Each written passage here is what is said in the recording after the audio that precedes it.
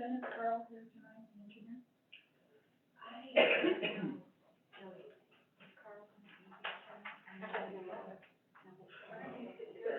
Mark did get information from him, yeah. And he'll be presenting. Okay. Yeah.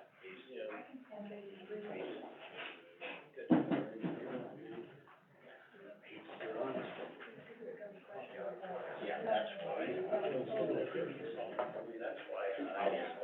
that's why I changed this to that. So that maybe we're made. Answer some of the questions.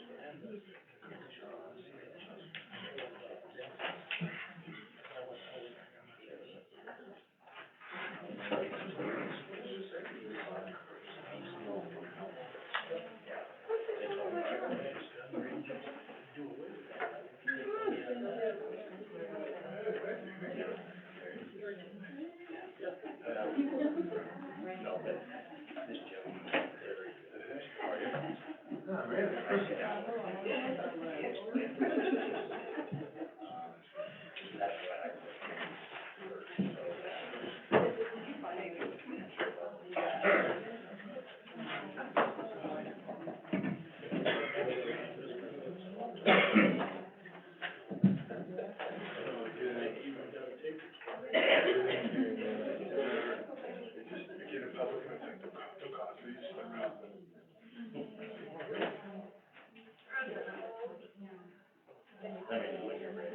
so I just need to start this, so we can, I can do that as we go. Okay.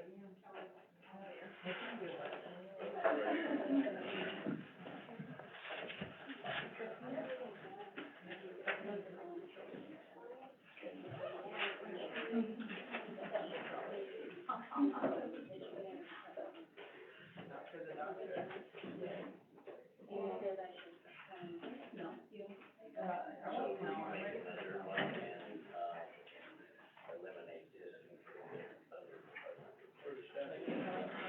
I'm gonna have them.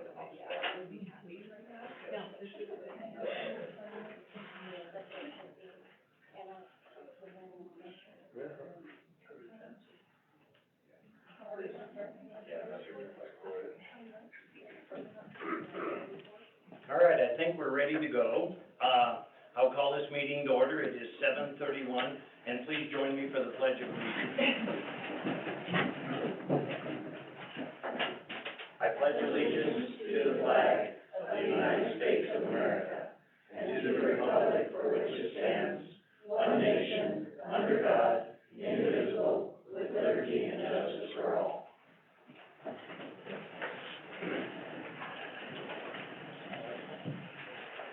Thank you. Next thing on the agenda is, roll call, please. Mayor Terry Wyckoff, Here. Vice Mayor Jacqueline Wells, Councilmember Aaron Durst, Here? Councilmember Darrell Gardner. Here. Councilmember Jabari Martinez, Here. Councilmember Linda Smith. Here. Councilmember Chris Weisenberg. Here. Councilman Smith? Mayor, I'd like to, have us do some housekeeping on the agenda. It's not quite the agenda approval, but I think to facilitate, we'd like to move, City of Water update up to being number 2, which would be next. And then under, reports and information, it has B, financial statements. That really should go under the department report. So it would be like number 1 under department report. Yes, under department report. Okay, and just to let everybody know, the approval of the agenda is later, but the reason, I asked to make this change was that, I'm sure a lot of people are interested in the water situation in Rollins and what's going on there. And rather than to get up, have everybody get up and ask the same question over and over, I thought I would, put our expert in the hot seat have him explain, what is going on, and then, of course, you'll still have your chance to ask questions and make comments, but that's why I wanted to rearrange the agenda. So, at this time, I will,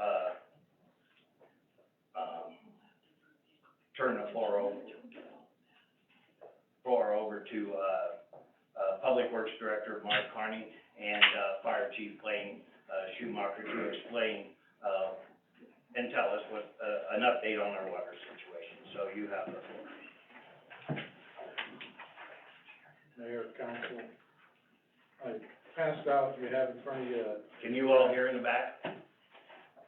Okay, really talk into the mic, I just could see them all stretching, so I knew they couldn't hear, so please talk right into the microphone.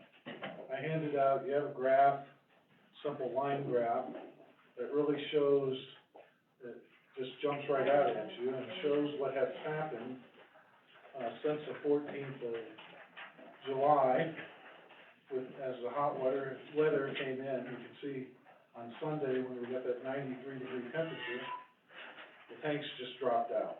And what I mean by that is the demand far exceeded the capacity. And this graph just, it makes it so obvious and shows the situation that we were in, come Monday morning. We had to do something. We had to do our due diligence to prevent, a couple of tanks, Hospital and Painted Hills, from running dry. And we were seriously at that point. You can see today, Painted Hills was about 1.3 feet. It was almost empty. At the rate it was dropping, it would have been empty tomorrow morning. And that's just a fact. So we acted, we came together, we said, what do we need to do? What do we need to do to protect the citizens in the city of Rollins? Number one, to keep them good, clean, safe drinking water without a boil water notice. And what do we need to do to make sure if there's a fire, that we can put that fire out? And those of you that are served by Painted Hills or the Hospital Reservoir, you could understand that if there was a fire and they're empty, chief could not put it out. There wouldn't be water there to put it out. We also looked forward. We said, we have a fair coming in August. We have to do something to ensure that the citizens, the businesses in the city of Rollins are protected and have enough water to make it through this summer. The fair's big business for this city. I haven't been here but 5 weeks, and I understand and know that. I come from a small town in Utah, Parowan. Our fair's a big deal there to us. So I understand that. So we did, we acted, we looked at the ordinance, we said we can enact water restrictions. We didn't jump overboard. We said, let's do it in a sane manner that still provides enough water, we believe, and so do many, many counties and cities throughout this nation, that 3 days a week is plenty of water to keep your grass alive. But more importantly, will we get the water in the tanks to keep people alive? And that's no joke. If a fire happens and we can't put it out, we're risking life and limb. So that's what we did. We came together, made a sound decision. We said we'll do 3 days a week, midnight to 10 a.m. and 6 p.m. to midnight. Pretty standard. So it's the same that you see in a lot of municipalities. Monday, Wednesday, and Saturday. We chose Saturday because that's the day people are home and off work, have an opportunity to work their sprinkler systems, be out in their yards. So we have 4 days where we're asking that nobody water, nobody irrigate. And it will, I believe, if people come together as a community, that we can make it through the rest of the summer, put enough water in those tanks, and make it through and have a decent summer, but never go back to full watering the rest of the summer. As nothing has changed in what caused this have one filter that's down at the water treatment plant. They're pretty old. I won't say they're as old as I am, but they're close. We're having a hard time finding parts for those filters. We need new screens for filter number one. We've been looking for them for over a month, trying to get a quote, trying to find them. We may have to go get them made. We had a valve that failed on filter one, that's been replaced. We've still got the leaks up in the springs, that wood stayed pipeline. No, it's still leaking, that hasn't changed. We have a leak, it's on actually a 20-inch steel main, the one that replaced from the plant up to the dam. I talked to individuals that were here, the last time that line was repaired, it was out 4 days. We don't have a day, let alone 4 days. So we will plan for that, and we will fix it. But we need to be smart about it and do it at a time when our demand is down. Later in the fall, maybe early in the spring, so that we can get that done without draining those tanks. And they will drain. You can see that in the graph, that the demand is, we're exceeding production by 1 to 2 million gallons. Last time we asked, back when I first got here, end of June, 20th of June, that first week, we came out and said, hey, we're asking, will you please help us? The community responded, tanks filled. But now we've got this heat wave that's come through, and you can see Sunday, it just, that really started it. That was the catalyst. They were already dropping, but not at the rate that they are right now. So that's where we're at. We've done some things. We've asked Parks and Rec to use river water to supplement parks in the cemetery. They fill up a tank and they're gonna actually water at the cemetery and parks with river water. The golf course, you see a lot on Facebook. The golf course is river water. Does not use 1 drop of treated water. So we have, in addition to asking the citizens, the school district, Parks and Rec, we've asked them all, the county, to please adhere to this same policy. And they said, absolutely, we will. We have a blessing that the fairgrounds put in a well, and their irrigation and stock water will come from that well. That's really a blessing right now. Behind the elementary school here in Rollins, that field is watered with well water that they put in. So if you see that, you have citizens coming, which that most don't know. And they say, why are they watering? That's the answer. They have well water. They have river water. And we've enacted this all throughout the city as well, all of our properties. So I know that we can make it through this. The citizens did come forward and cut back in June, and if we do that again, we can fill these tanks back up. And we'll have the water to make it through the summer.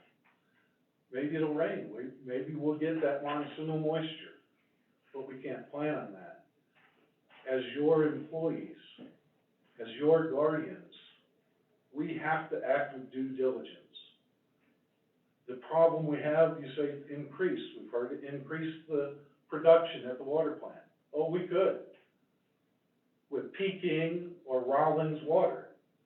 But if we do that, we're gonna exceed the 1.0 NTU turbidity standard for the 3rd month in a row. The EPA said in this last letter, for the 2nd month, that they could enforce 59,000, and $17 a day fines.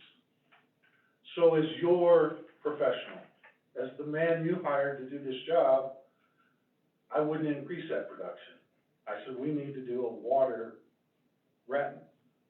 conservation approach. We need to be in compliance this whole month, and we are right now. We don't need that on our backs. We've got enough going forward. But we do need to be aware of projects that we can or potentially can move up to get out of this situation.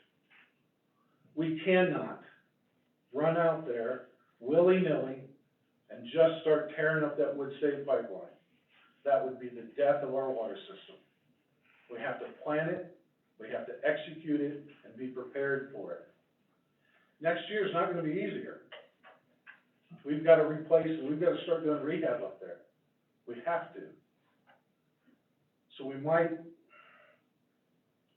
have to become accustomed, for a couple of years anyway, to reduced irrigation plans. It's not taking it all away. Nobody's saying that you can't water. I think it's fair, it's just, it's right, and I think we can do it. I think if we pull together, we can do it. But we can't do it if we don't. And it really is that critical. And I hope that that explains why we made the call that we did. And if you have any questions, I'd be happy to answer them. Councilman Martinez? First of all, I want to thank you for the work that you're doing. And secondly, have you had a chance to visit with Sinclair, the town of Sinclair? We have asked them to reduce as well. The mayor there, the last time, said, just ask us, and he did. So I really believe they will. They were very cooperative.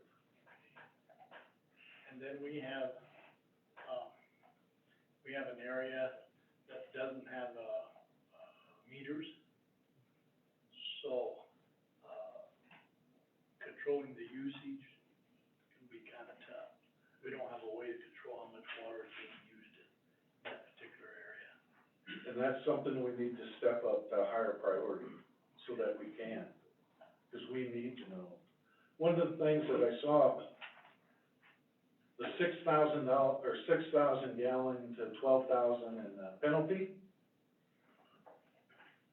we surely don't intend to go out there and start doing that just helter-skelter. We probably need to visit that, to raise that number, because a family of 6, 4 children, 2 adults, could easily hit 6,000 gallons. We know that, right? I think that's pretty obvious. But it is a tool for those who deliberately say, I'm not gonna do this. I don't care, I'm gonna be selfish. We intend to put out notices and watch for those people, we will, and give them notices saying, hey, you're watering on a day you're not supposed to. I just saw a business right here on the corner as I came in tonight that'll get a visit from me tomorrow. They're not supposed to be watering today. But is it gonna be a bat? No. It's gonna be, hey, join in with us, work with us, come together. But we do have tools. I think that a lot of the community, I would've, our bills are just going out, 15th through the 15th, right? A lot of people have been watering, but they're not gonna be affected with this bill, because it's the 15th through the 15th. There are case-by-case circumstances as well. One thing I'd like to know too is the price tag on the repairs that we must have. We need that right in front of us so that we can make decent decisions as to where this money goes. Now, I did talk to a gentleman, he wasn't very happy. He said, we could put a lot more money into this and get it fixed. And I said, yes, we could. We can do it real easy. We have a lot of programs in Rollins that they really enjoy, and if you touch them, they're gonna be screaming and yelling. But things come first. And if we get to a position where we gotta have water, that could happen. And, I don't know if you like that answer, but that's the way things are when you run your house. Let me say that leaders like yourself will get this community turned around where we're not in this situation a couple of years from now. But we do, and it will take us a couple of months to get those estimations, those engineering estimations on what it's gonna cost. We have a meeting this week on the Wood State Pipeline, on that, Springs rehab, with the engineering firm, their survey. So we are moving along. There are some things that we can do and move up in priority, like getting river water to the cemetery. That's 1 million gallons a day in prime watering conditions. We can do that. We can move that up. Yes, sir. Councilman Smith, and then, Councilman Weisenberg, you'll be next. Yeah, please bear with me for a minute. I went out and looked at Peking today as best as I could, and I also went to Atlantic Rim, and I went down to the river to look at the turbidity to see if it's clearing out the mud. The questions I have for you, and then I have some about the Wood State Pipeline. Absolutely.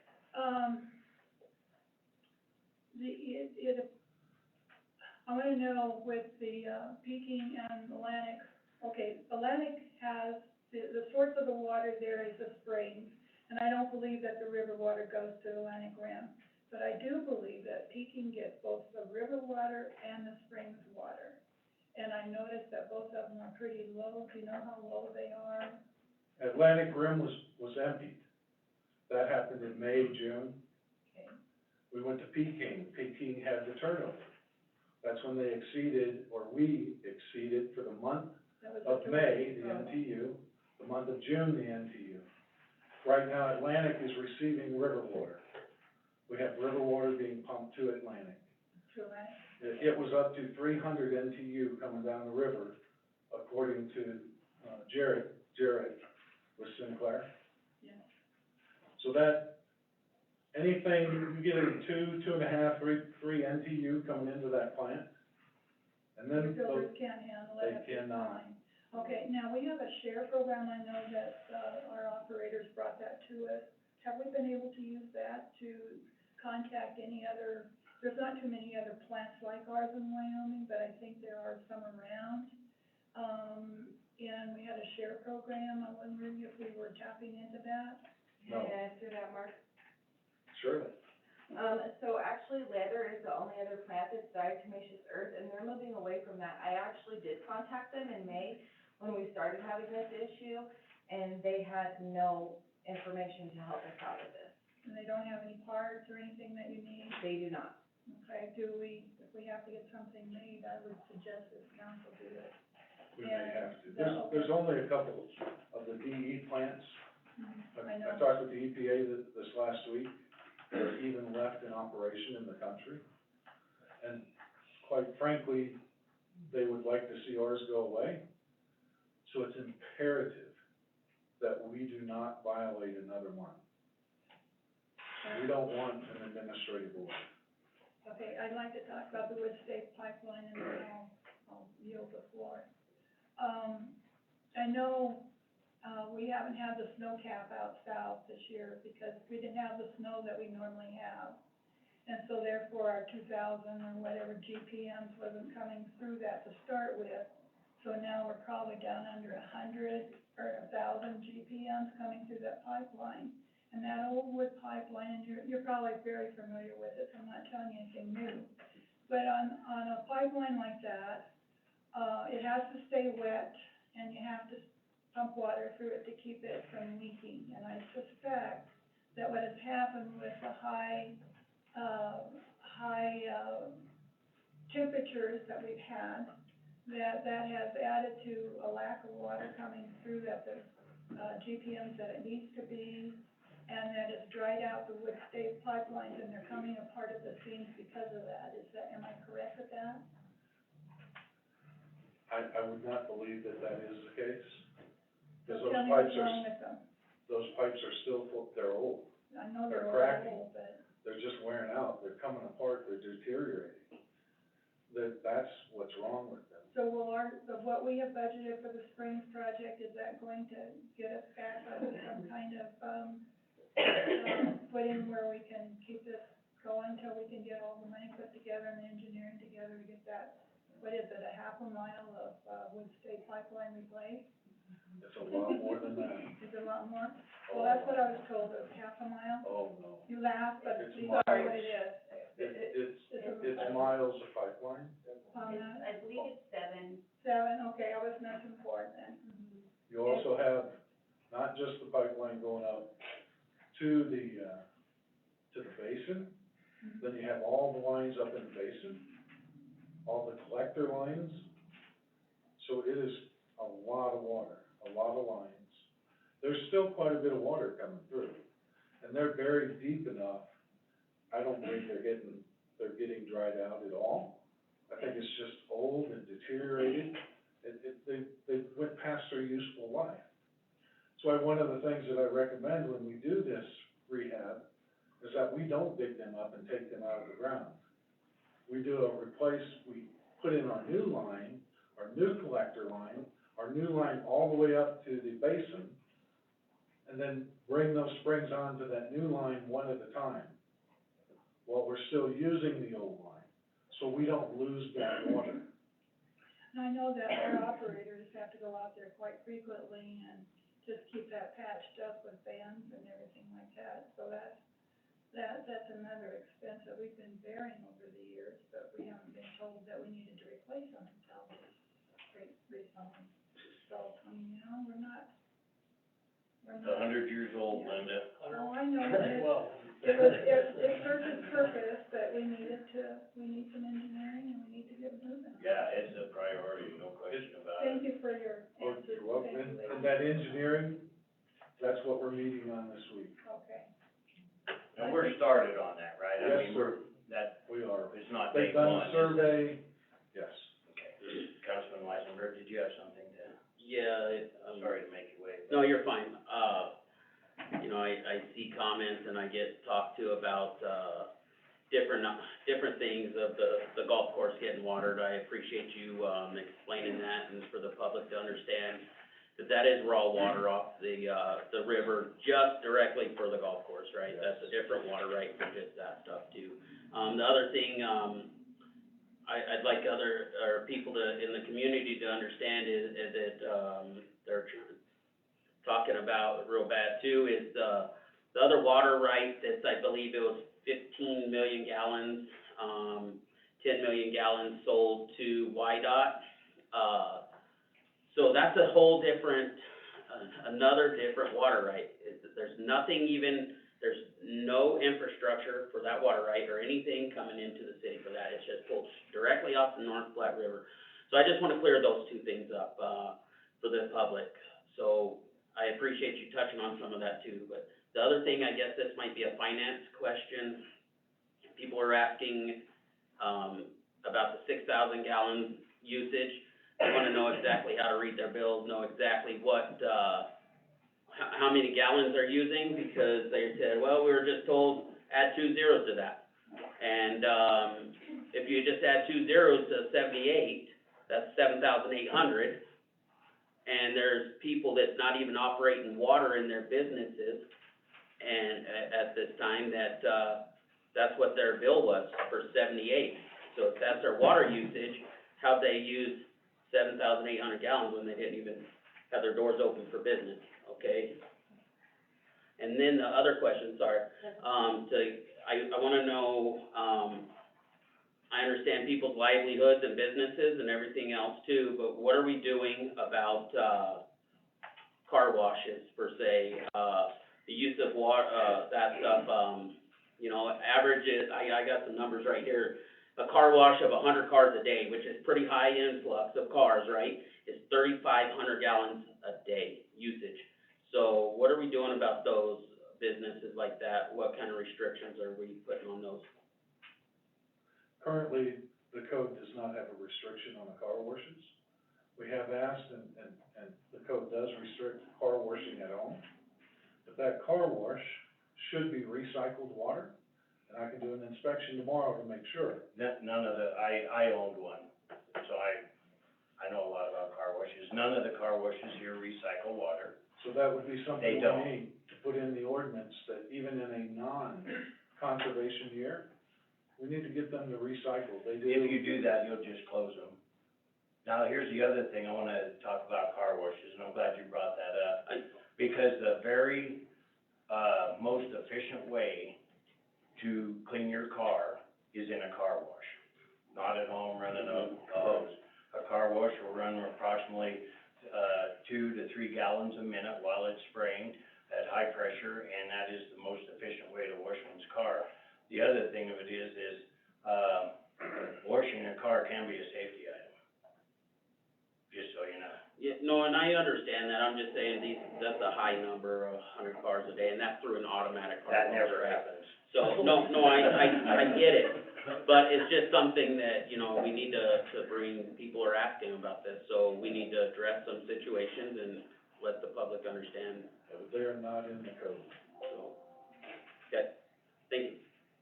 Okay, regarding the 6,000 gallons and how to read that, we are putting together, basically taking a print screen and then, annotating how to find how much water you are using. Now, regarding the, That is available on our website. is it up? Yes. Okay, thank you. Myra was instrumental in getting that up. So, anyway, those two zeros that they say add at the end, that's a multiplier for us. The accounting system doesn't hold those in its memory, if you will. It truncates it, it drops those two off. And that's just an accounting thing, the way that it's formatted. So, that is a way that you can, for residential, look at that. However, I would go to the website and look at the diagram that is set up there, will offer a better solution to that. And of course, they can call, but be aware when we do that, we do get bogged down in our work, but we're more than willing to answer the question. Just be patient with us, we may have to call you back. So, does that help answer? And the 6,000, I don't know if that's adequate, or how old that figure is when that was put in there. I know for me personally, we use about 2,900 gallons a month between my husband and I. But I know that other families, like Mark said, a family of 4 may exceed that. Yeah, We average, we use 4,500 gallons a month average. an average family of 4 is, just on statistical basis, is, 50 gallons of water a day, is what an average family of 4 is Design using. criteria is around 100 gallons. So, just, I mean, I did some research on some stuff with it all to try and, you know, I just wanna know those, you know, that's why I'm asking you, so. Just so we're clear, what we talked about, we don't intend to, if somebody uses 6,000 gallons, go after that person and say you're an excessive user. Right. That's not our intention, and we do need to revisit that code to update it, make it a little more realistic. So, yeah, this isn't about coming after somebody who's using 6,000 gallons. If somebody's using 20,000, I'll probably pay a visit to their house. Because that means they are irrigating or they have a leak, right? And that's just a visit to say, hey, first time, you know, you used 20,000 gallons. Well, you know, that's a lot of water. I watch our water bill, I'm curious as how many gallons of water we use, and, sometimes there's just Debbie and I and a little fat dog, and then other times there's kind of a house full of people, and we run around, anywhere from 3,500 to 6,500. This year, we've kept it to 4,500, my lawn is brown, but, I have too much lawn, You need some just river that water? simple. What's that? You need some river water over there? Yeah, I need landscaping rocks, so you don't mow rocks. I got, the other thing too is, the pre-treatment plant, what's going on with that, can you explain that? Good question. And yes, I can. The pre-treatment plant, there's a couple of things with that plant. First of all, it only serves 2 filters, number 1 and number 2. Secondly, it is not ready to go online at all. It needs some work and it needs to be gone through. The chemicals all need to be replaced, they're old, they're not active anymore. And that is on my list, talk about priorities, to get that plant up and running this winter and have it ready for the spring, when we're starting to potentially do these rehab as well, up on the springs, and get it going in early. Have filter one going, we will get it going one way or another, it will be back together. If we have to go out and have somebody manufacture, reverse engineer those screens. But that's my forte. That is really what I'm good at, is that type of facility, that's where I come from. Conventional treatment, alum, ferric, polymer, it's not that big a deal if you've been doing it a long time. And we will get it running, it's a nice plant, it really is. It's the thing I said the first time I saw it out there, that first week, I think the first day, when I got the first violation notice. But yeah, we will get that running, and that is a priority. Yes, ma'am. Mon, I'm sorry, at one point in time, I think someone had talked to us about settlement, I'm gonna call them ponds out there. Absolutely, sure. Is that, I don't think we have any, do we? They put in one for that plant, but I do not believe it's going to be big enough. We may end up, while we're running the pre-treatment plant, doing some wet hauling and such. Okay. And that will be an additional cost. But it'll be well worth it to keep the tanks full, to keep in compliance, and we got to keep that compliance number in our head. We hit a 0.9, almost a 1.0 today. So we're getting close. We're down to 12 hours on the filters. So we're pushing it as hard as we can, bringing in that, peaking water, Is that mixing. why is that why we can't put more river water into Peking, because of the turbidity? Oh, yeah, That's what it is. that would devastate. That would us. kill it, okay. It really would. I really don't like sending it to Atlantic Rim at the NTUs that it's at. But it's our backup emergency supply. You know, and maybe, you know, we can run some of that through the plant this winter, getting the pre-treatment system on. I have a hard time calling it a pre-treatment system, because it's really a surface water treatment plant, just before the filters, using DE for the filters. But that will help tremendously. I guess the other thing with the pre-treatment, how long has it been since it's been gone through? And I know you haven't been here that long, but I don't believe it's been that long. A number that I heard was 2-3 years or so. And that the last time it was operated, mud balls formed in the filters, the diatomaceous earth filters, or perlite filters. And that's a polymer problem. That's adding too much polymer. I mean, it's just what it is. But it's not really that big of a deal to get the plant running. It's just going through the right steps and doing the right jar testing, the right lab results. One of the things that we will be doing is a kind of a paradigm change. The lab out there is gonna have to become a real lab, not just a conference room. So we'll have to do that. So you'll see me coming back with my hat in my hand, saying, I need some analytical equipment. And we're not talking all over the top. No, but I will need analytical equipment to run that $6,000-8,000 worth, 10,000. It's hard these days to get exact numbers, because what I purchased for 6 months ago is now another $200 more. And that's really reality.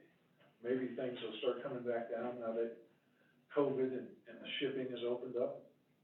But we will need some analytical equipment. We will need new chemicals. You know, it's just, those things will have to be done and purchased to get that plant running correctly. And once we get it running correctly, it'll run like clockwork. It really will. Go ahead, Councilman. When you visit with the engineers tomorrow, or maybe engineers, what's the scope? I mean, how broad are you going to be visiting with them about? They have an agenda that will come to us and tell us where they're at.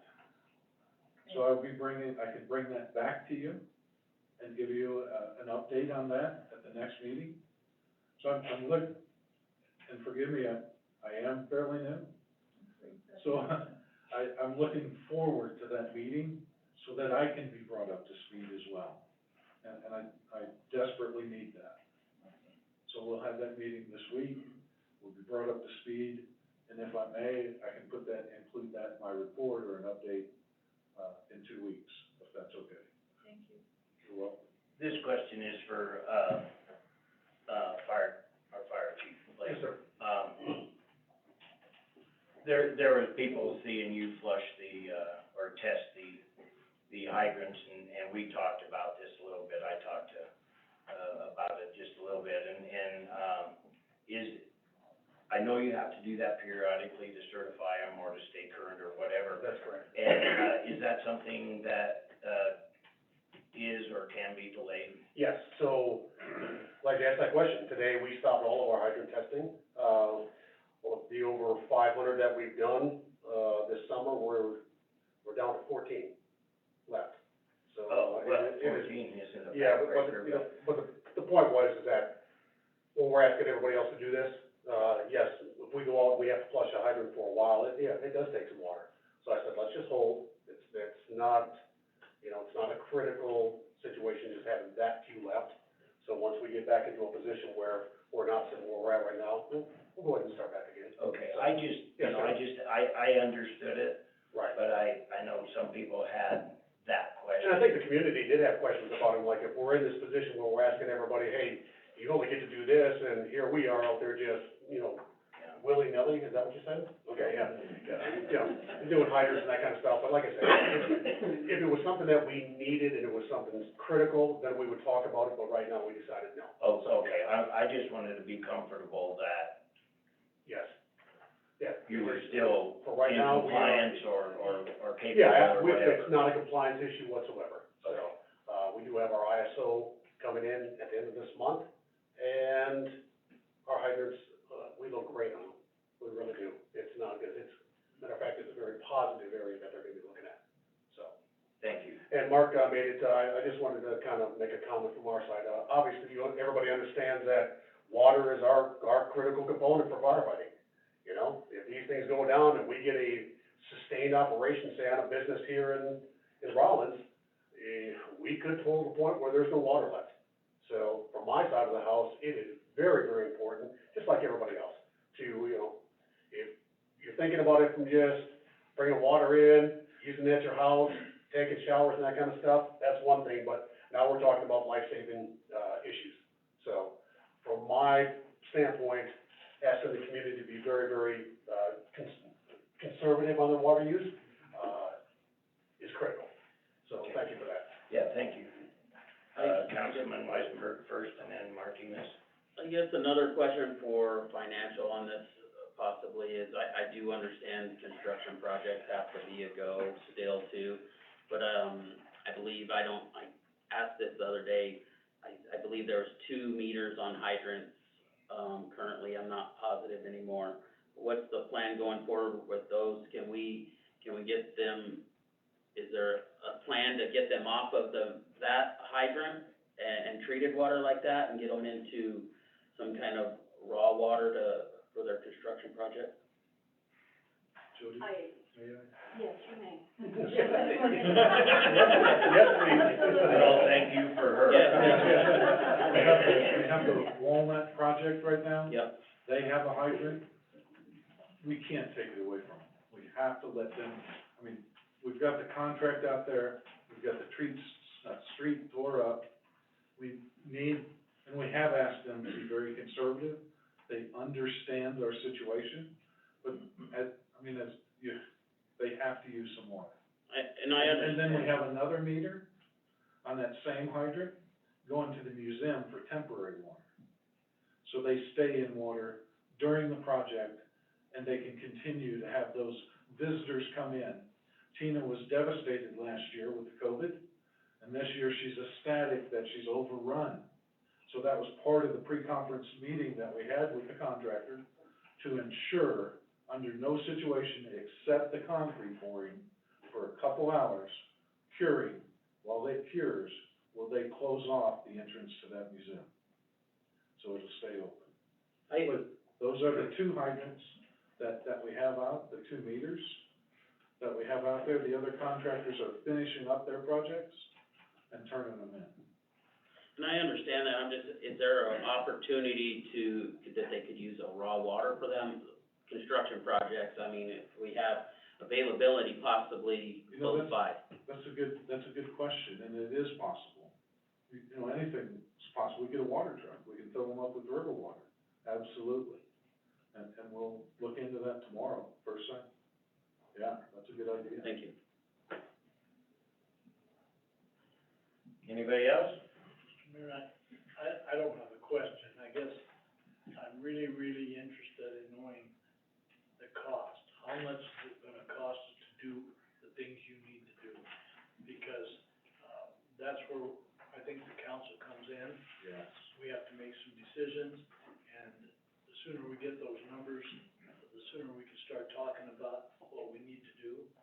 I also know that, I believe that, there'll be some federal monies being sent to the state. We wanna be ahead of the game, so that we have these numbers, we can go to the SLID board and apply for funding.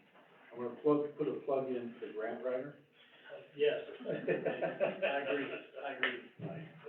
If I can address we're going through like a second round of this SLID money coming from the feds like we did around Christmas time. I have worked with Justin at RAM and have given him the information that they have needed thus far. And at our conference, I did talk to him, and every Friday morning, we're gonna have Zoom meetings, to figure out how we're gonna spend that money, what do we need to spend it on, how do we do that? So as I learn more, I can bring more to you, that is something I think we could use for that, but we'll find out more as we go ahead. Appreciate that. Okay. I just got one question for you, Mark. On the analytical equipment, if we got that equipment sooner for you, how quick could we get that up and running, and would it increase? How much would it increase, the water? Right now, we would only be able to feed filter number 2. So would it feed one of the 2 filters, filter 1's still out? It could increase, it may be $500,000, $1 million a day, depending on what filter 2 could handle by itself. But it would take, to go through everything, it would take a couple of months, and to get it fired up, get the chemicals replaced. So we're still looking at a couple of months to get that done, which puts us at the end of the summer. Okay. So it's, yeah, we could, I think we could, but I'll be very, direct. I've got so many other things right now going on, contracts, trying to get them done and through. There are other things that would suffer greatly at this time, because I'd have to dedicate nearly 2 months to be in there, which I plan on doing, in the winter as these contracts, as streets contracts. So it'd be a good project for the winter. Absolutely. That's a priority for that.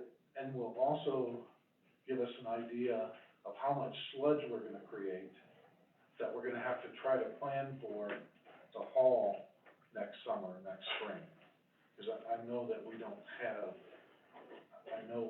the facilities with the alum sludge that we're gonna generate. It's a lot more than what we're doing now.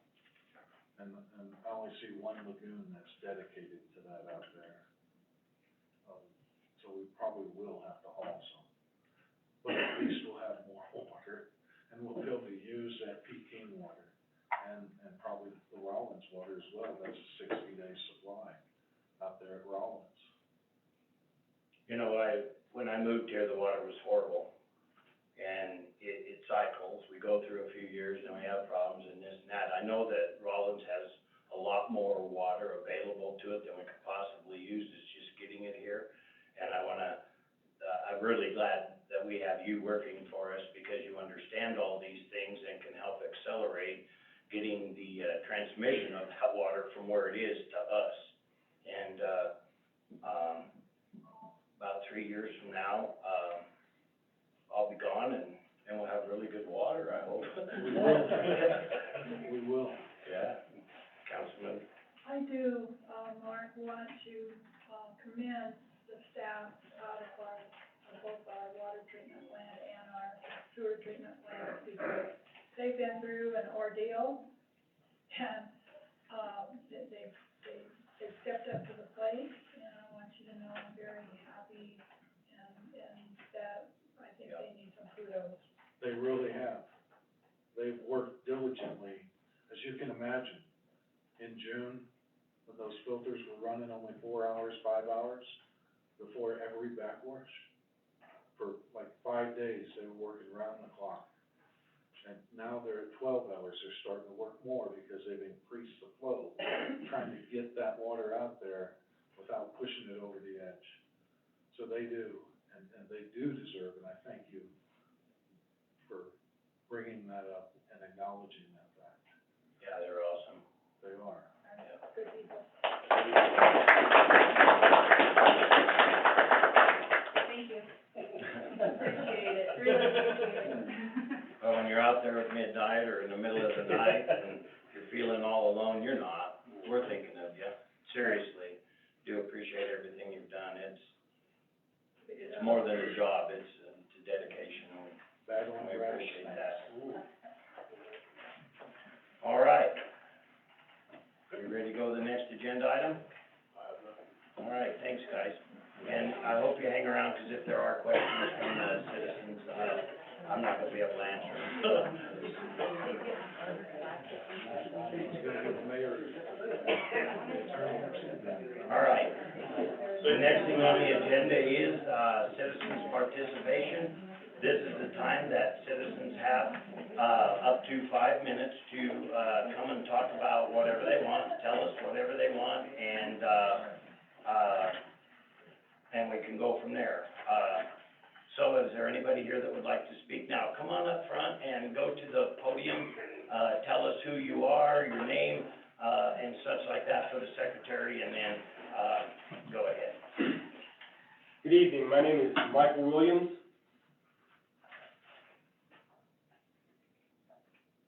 I want to start by thanking you for allowing us to exhibit our First Amendment right of freedom of speech and freedom to redress. I want to come to y'all tonight and talk to y'all as a taxpayer, as a citizen, and as a resident of Rawlins. I have an issue with the controversy that has happened for the last 2 weeks at Music in the Park. Music in the Park is something that we just went a year without because of COVID.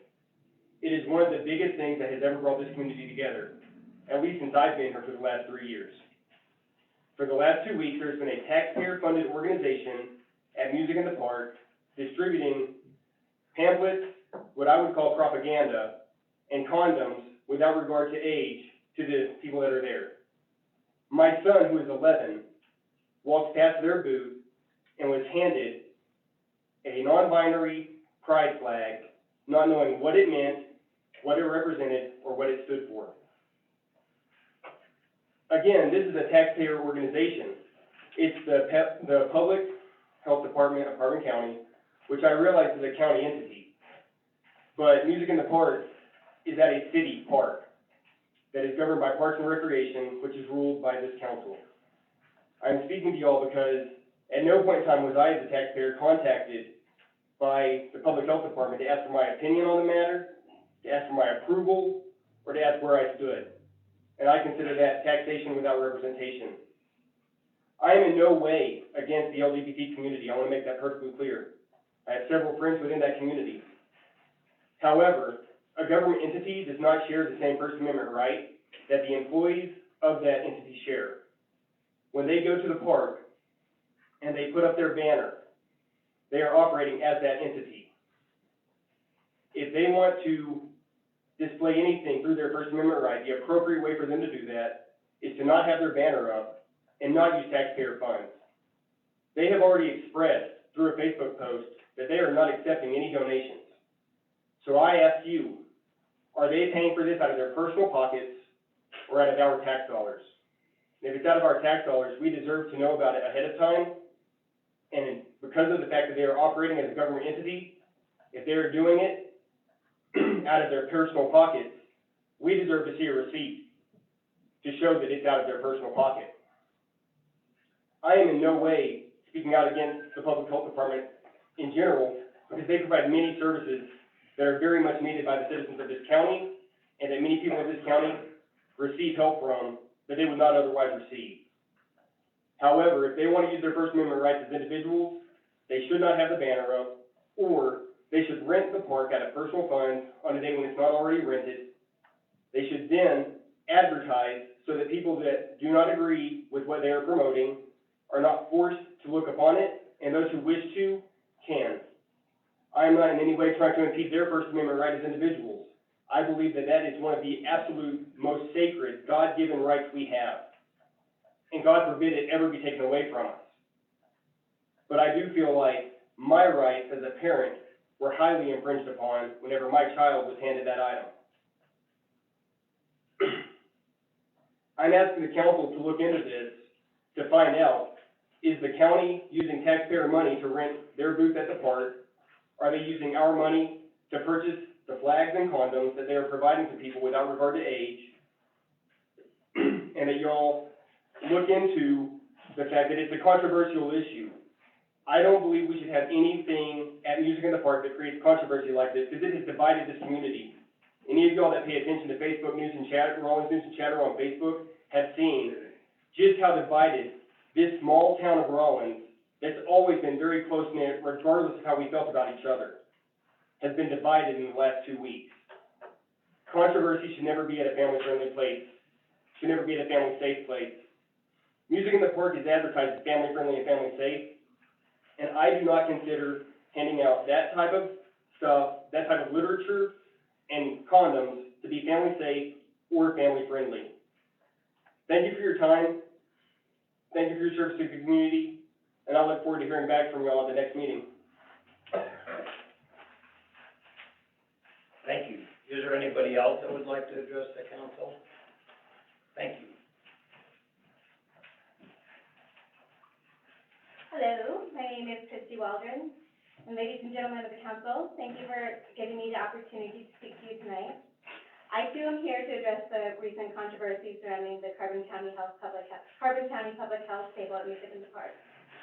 So one question I have asked you to consider amongst yourselves tonight is, do we want to allow Music in the Park to become controversial? I have been attending Music in the Park since it started, and I've watched it grow into the huge success that it's become. And we can all agree that the biggest draw to Music in the Park is that it allows our community to come together to simply enjoy good food, good music, and each other's company. Recently, however, controversy was made when our public health department hosted a table at the event promoting sexual health topics, and the table offered those who stopped by pamphlets, pride flags, and condoms. Many children, including my niece and nephew and the friends that they were with, received items from the table. As was surely expected by the individual that hosted the table, there were mixed responses to it. There were several attendees that were supportive of what the table was promoting, and several that found it highly inappropriate at that event. Without question, the table divided our community. The table divided our community at an event that has always been known to bring us together. Regardless of where you stand on what the table is promoting, my initial question remains the same. Do we want to allow Music in the Park to become controversial? Right now, the issue is a sexual health table. In the future, it may be a Black Lives Matter table, or a Make America Great Again table, and if the city allows one, how can it justify not allowing another, and another? Right now, Music in the Park is an event that the city of Rawlins plans and hosts, and the city has every right to choose what it does and does not allow at its event. I'm asking you, our council, to create a policy that bars controversial topics from being promoted at Music in the Park, and to implement that policy effective immediately. With all of the divisiveness that surrounds us today, it's crucial to keep our cherished Music in the Park as simply Music in the Park. Thank you. I normally don't comment when we listen to what citizens have to say, but, I do understand your frustration. Michael called me, and we talked about it, and I did ask him to get a hold of, Jason, the promoter, the person who works for the city that kinda promotes that and visit with them. Did either one of you, contact him by chance? I called the rec department 4 or 5 times, never got a call back. I left messages, I sent emails, no response. I do know that, Jason, would you come up and address what is allowed and what is not at the Music in the Park to start with, and then we'll just have to see what we can do to fix the problem, but. Sure. Floor is to you. Honorable Mayor, City Council. So I don't recall receiving any voicemail on my phone, so I don't know, the message was left and not passed on. I check my emails frequently, don't recall seeing any emails about this issue. So this is kind of the first that I've heard about it.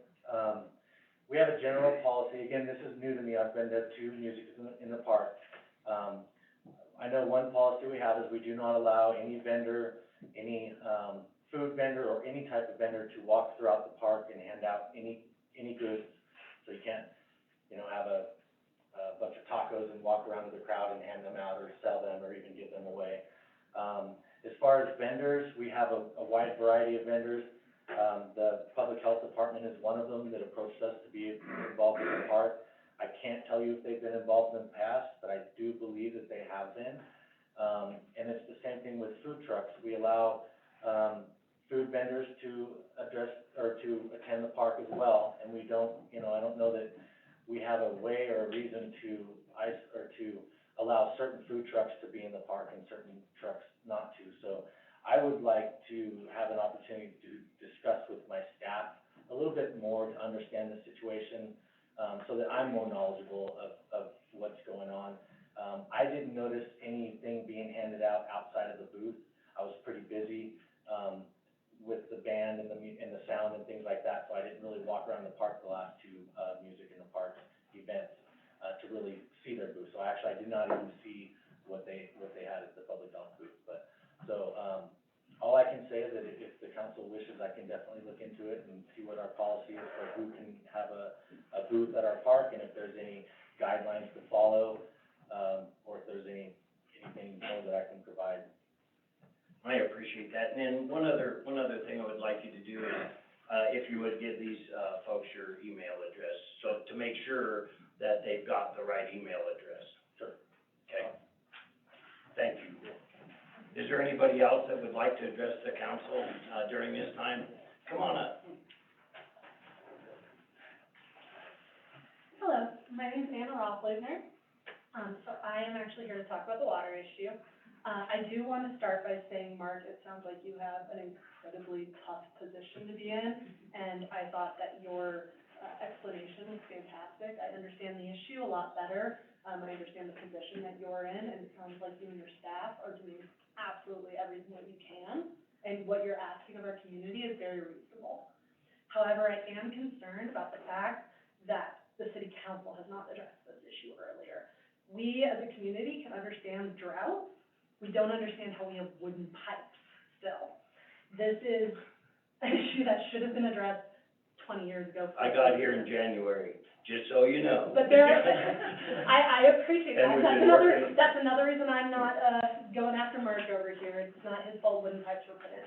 However, this is an issue that should have been addressed, and as a citizen, I want to know why it wasn't addressed. This issue would not have become as dire as it is, and these issues wouldn't have built up if the council had been accountable. And so, as a citizen, I want to know, where is all of our money going for the water? What actions have been taken by the city in the past in order to address these issues? Has anything ever been done? And I would like to see a timeline for when you guys are going to work on it, which it sounds like Mark is on top of. But at the end of the day, I think that we need to see accountability. We need to see why this flew under the radar, how did it get to this point? And I'm also concerned with the way that the city is presenting this issue to citizens. They're presenting it as a drought issue, and it is not a drought issue. This city has more water, as one of the councilmen said, more water than we could ever use. It's an infrastructure issue. We have an aging infrastructure, and that is something that can be addressed. And if it is not addressed, we are going to continue to have this crisis, and it's going to get worse. So I would like to see in the future some sort of report that would explain how this issue was overlooked, because water is something I think we all can agree that the city should be providing. Whatever you think of other programs, water is something we all need, and the city is responsible for it. Again, I don't normally respond to, citizens' participation because, most people that do that have not been as nice as you all, to be quite honest with you. There's been a lot of stuff done in the past. It's just that this wooden pipeline was put in seriously 100 years ago. I'm not exaggerating. And every single year, that project, because of the astronomical price and the inability to pay for it, that can just kept getting kicked down the road. I actually do have something on here. I'd like to see what kind of grants you guys have applied for. A bunch. Okay, And yeah, we're and doing that's what- more. That's the And kind of things that. and that's how we're doing the millions of dollars worth of rehab at the spring, this spring. On the other hand, while trying to improve part of it, if we did it all in 1 year and improved it all 1 year, you would, be drinking gold because you couldn't afford water. I'm serious, it's Oh, yeah. astronomical, so you eat an I assumed elephant you one guys bite did at the a grant. time. And so, there are things being done, and, we will make an effort as a city. Myra does a really good job of letting people know what's going on, and get the word out there, and she will, continue to do that, and we'll try to keep everybody apprised of what's going on, but honestly, there are several projects involving water going on right now. If we had a magic wand, we wouldn't even be having this discussion, because we do have a lot of the money. We have a lot of things are set in motion. It's just that it's in motion. So, please bear with us. I appreciate your patience, and, I would just like to see it communicated better as a citizen, so that we can have a better understanding, because it's very clear that most people in this town are not aware of what's going on. And I we like agree. to see, I we like agree. to see you guys working on it. And We that's like to why- see the grant, even if you don't get us. I agree with that, and that's why the first thing on our agenda tonight was exactly what you're asking for, and, So it's not That's- what I'm asking for. well, communication. Right, And Mark, that's why, Mark said and that's why we have it first You're kind on of our pushing us agenda. away. See, this is why we normally don't engage. Probably. Councilman Garner? One of the things that we did this year, we had the strategic planning meeting, and probably the highest priority, I think, we all talked about and was published and put out was, working on the water project and getting the pipeline taken care of. It's definitely been, a priority for this council, and it's been in our meetings and it's been advertised. And I believe, Myra, correct me if I'm wrong, our strategic plan is. So I do believe the strategic plan for protecting their water resources, and that is not what I'm looking for. I'm looking for I want to see basically receipts, actionable steps that the city has taken to acquire. For instance, I mentioned previously when I was being talked over, if you don't get grants, that's okay, you apply for them, but we as citizens need to know that you are applying for them, know that you are taking action. We don't expect everything to be done in a snap of a finger. These projects cost millions, but we want to see the steps being taken, and just identifying the issues is not the best. And I think those steps are in place, like she said, they're on round, correct me if I'm wrong, round 2 with the, SLIB grant. So, and those, hopefully, during our meetings, those are getting, we talk about them, so, I think they just get, it goes by pretty quick, so. Okay, time's up. We gotta move on. Okay, one quick one. I could just let you know that I went out at this spring, this summer with the engineers to start this new 5-year, it's a 5-year plan is what it is, to rehab our springs. And, they have actually in the past, they've done projects to rehab the springs. We just needed keep moving it along a little bit more, and if you guys all be patient and.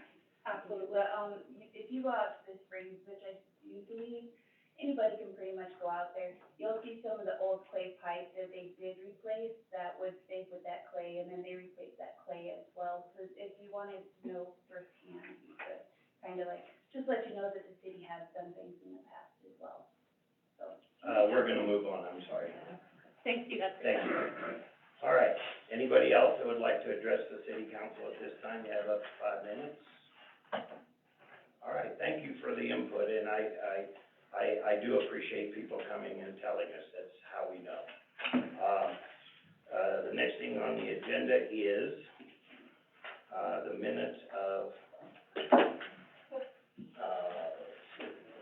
for June 30th. I'd entertain a motion. Councilman Durst. Mr. Mayor, I move to approve the city council special meeting minutes of June 30, 2021 as presented. There's been a motion made and seconded to approve the city council special meeting minutes of June 30th, 2021 as presented. Is there any discussion? Hearing none, please open online voting. Mayor, Online voting is open. I'd like the clerk to know that my computer isn't quite working yet, but it will be. Okay, so are you voting, how are you voting? Yes.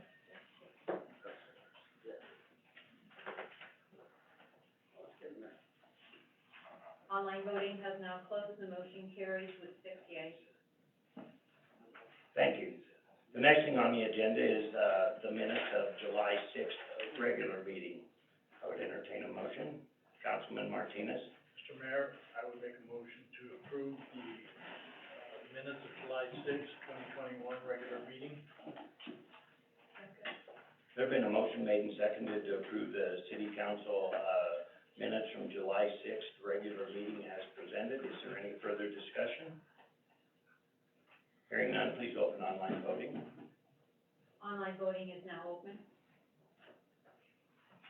Yes.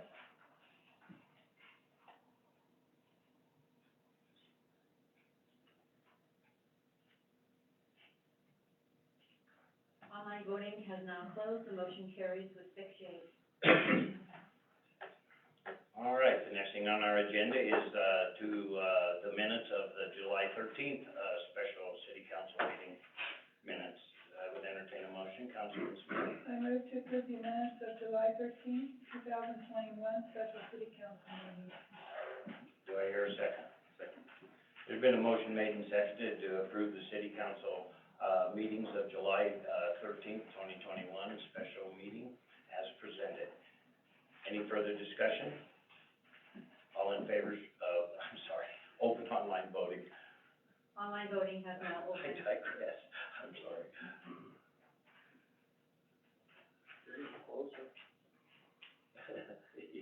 Made it halfway through. All right, let's see, now I get to push the wrong button here, give me 2 seconds.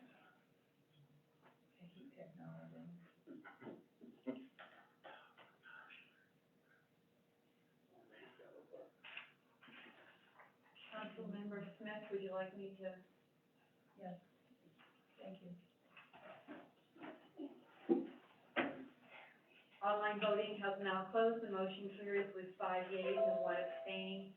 Councilmember Martinez abstained. Okay, next thing on our thank you. The next thing on our agenda is, to approve the agenda. I would entertain a motion. Councilman Smith. I move to approve the agenda as corrected of July 20th, 2021. Do I hear a second? I'll second. There's been a motion made and seconded to, approve, the agenda as amended for, July 20th, 2021. Is there any discussion? Please open online voting. Online voting has now opened.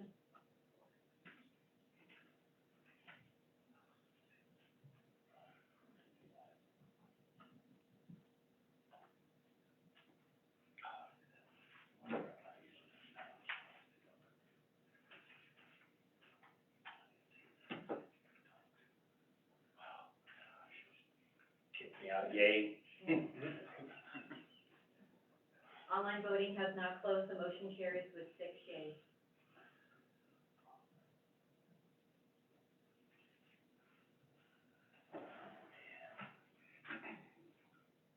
Give me 1 second, I apologize. I logged out, now I'm logging back.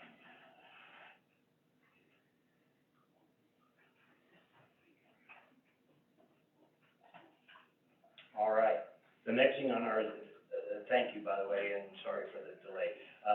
The next thing on our agenda is the city council reports, Board of Adjustments, Councilman Durst. I have nothing to report, we haven't had a meeting, and as far as I know, there's no upcoming meetings either. Okay. Carbon County Council of Governments, that meeting is going to be, tomorrow night in Bags, and we haven't had one since the last time I reported, so I have nothing to report other than that. DDA Main Street, Councilman Smith. Yeah, so I'll try to be brief. DDA Main Street program would like to thank the community for coming down and enjoying a fun-filled food day. They say it was awesome, and they want to thank all the partnering agencies who made this event a success. With regard to the splash pad, the city and Rollins CDA are excited to complete this long-awaited community project, and it's in the completing stages, it's not yet, but it's almost there. They are cognizant of the mandatory water restrictions and will be using river water for the new sod that will be laid to finish this project when it comes in a couple of weeks. And they want to thank the community and want them to celebrate the opening of this project at a future date. We haven't set a date on it yet. We have one, but we need to move it. So, with that, the Rainbow Teton Entrepreneur Center is gearing up for back to school with some new classes and seminars to start and expand the business. So business folks, if you are wanting extra help or a boost, these classes are really great for you. The Passion and Pride Ball, is September 11th, and they're gearing up for an amazing evening of wine and whiskey tasting, they say, with a 4-course dinner and a concert. They're excited to bring Sean Curtis and the Divide back to have a little fun. And this year's event brings Rollins, DDA Main Street, and Optimus of Rollins together to raise funds for new art in the community and grants for women and girls. Tickets are on sale now. So with that, thank you. And thank you, and by the way, Summerfest was a kick, it was so fun, there was a lot of people, it was really an enjoyable thing, so thank you guys. Super fast, quick question? Yes. I mean, I know last year was last year, I think we all understand that. Is the facade punch list, is that gonna get wrapped up this summer? As far as the On like all of the facade easement stuff? I thought that it had been pretty much, visited about with the architect, but I can check on that for you. Okay. I will do that. Okay, thanks. Next thing on our agenda is the Rollins Planning Commission, Councilman Weisenberg. There's nothing to report as of now. I haven't received anything on what's gonna be on the next meeting, but I anticipate it's gonna be a pretty busy time coming up. Thank you. Next thing on our agenda is Urban Systems Committee, Councilman Garner. Don't have anything to report. We're shooting, the next meetings, we're hoping early August. Nothing's confirmed yet. Okay, thank you. Next thing on our agenda is the City Code Enforcement Officer, reports. So if you'd like to come on down and tell everybody who you are, even though we know who you are. Honorable Mayor and council members, I was basically just, here to, kind of give you a quick review of, the compliance checks for liquor licenses and how they've been going with the new process. As of, this week, we've got 21 of 27 of the licenses with the initial check done. And by the initial check, that means with the new process where me and Lynn are going out trying to make appointments first with the owners or somebody of some significant management power or something, so that we can go through the guidelines and everything that were established by the council and everything for the ongoing checks and everything. That has been going well, it's just time consuming to try and get the appointments made and to be able to get into, have the discussions with the owners or whoever. The checks have gone well, there have been some reoccurring minor issues that we've, had that we have addressed with some of the businesses, and they're ranging from licenses not being displayed the correct way or visibly, display of hours of operation for business, and, primary one has been tips questions, which we pretty much figured we would have some tips questions with the COVID and everything and how that kind of delayed stuff. But we have been encouraging, the businesses to, get the tips trainings done, especially through the PD. We've got, training coming on July 27th, which is near full. It may actually be full now, but it was near full, so that's almost 25 people that will be in that training session alone. As we continue the checks and going forward and doing some of the other businesses that we've already done, then we'll start addressing the next training session, which would be October 26th. That way we can hopefully, if there's any new employees and everything, then we can get them taken care of too. Other questions have just been pertaining to tips, with new hires, which is why we're trying to press the PD training and everything more hands-on. And, basically just for the businesses to keep a reference book for the tips certification, so it's a lot easier. When I or an officer go in, they've got the tips certifications for the employers right there at the ready. Then we've had, some random questions that have either been asked to myself or Lynn, and those just range from, questions to do with the dispensing rooms and, how they're listed on the licenses with the size of the dispensing rooms and, you know, questions regarding that. Questions pertaining mainly through a couple of the new businesses on, just the alcohol, purchasing the alcohol and the correct process and doing that through the state. And then again, the responsible training of the employees. So, we're looking to have the remainder of the initial checks to where we're trying to make the appointments done. The plan is to have them done by the end of July, so that way between June, the ones we did in June, those were effective obviously the second quarter, then whatever ones we finish up, in July, that'll be the beginning of the third quarter, so then we can just start over again, and it'll go a lot quicker at that point, because then it'll hopefully just be a simple check going in, everything should be, you know, set and ready to go, and we don't have to worry about making appointments or anything like that, so. Other than that, that's it. Thank you. Any questions? Councilman Weisenberg?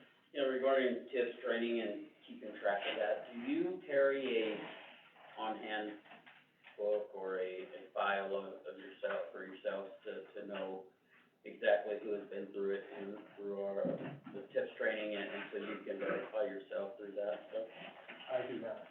I'd have to double check with, Sergeant Robertson, he's our head tips trainer.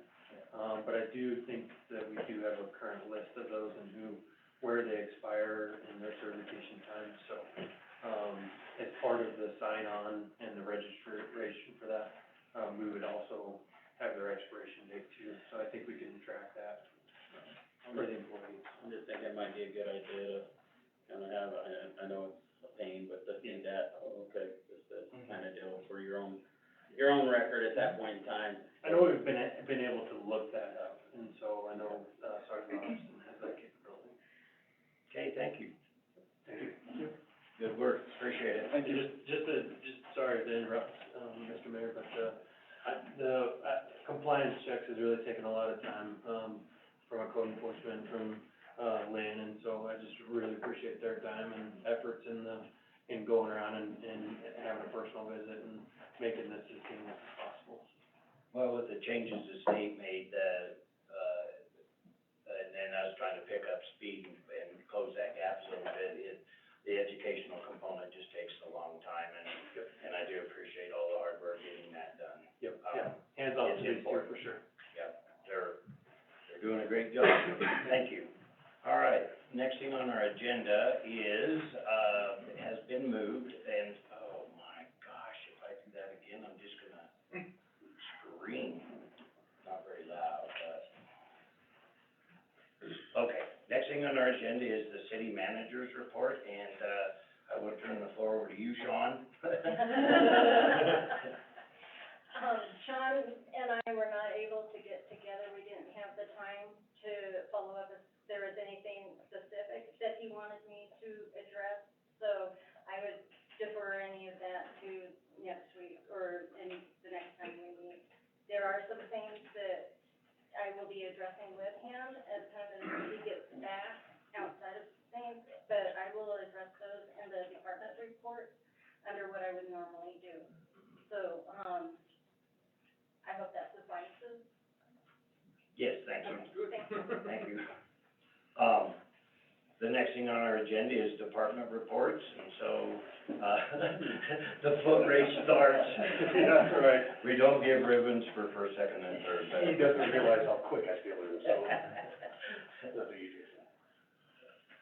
So I wasn't here for the last department, head report, so I'm gonna bring you all back to, first of June with this one, okay? So Honorable Mayor and members of the council, from June first up to this point, we were a busy department, 114 calls. We broke our, we have had a goal to have over 200 training hours in a month.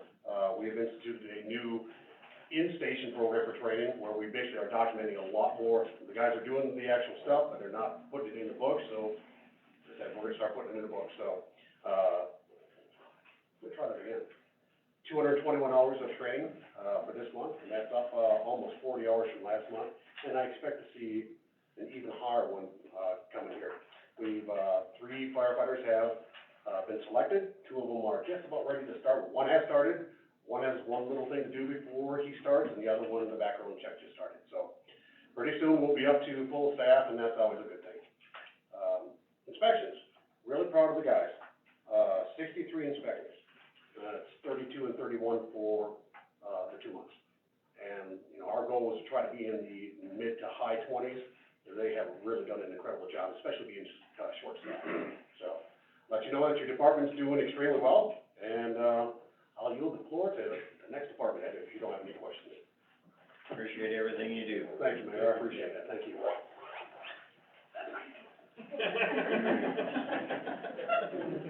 I think they had that choreographed. Yes.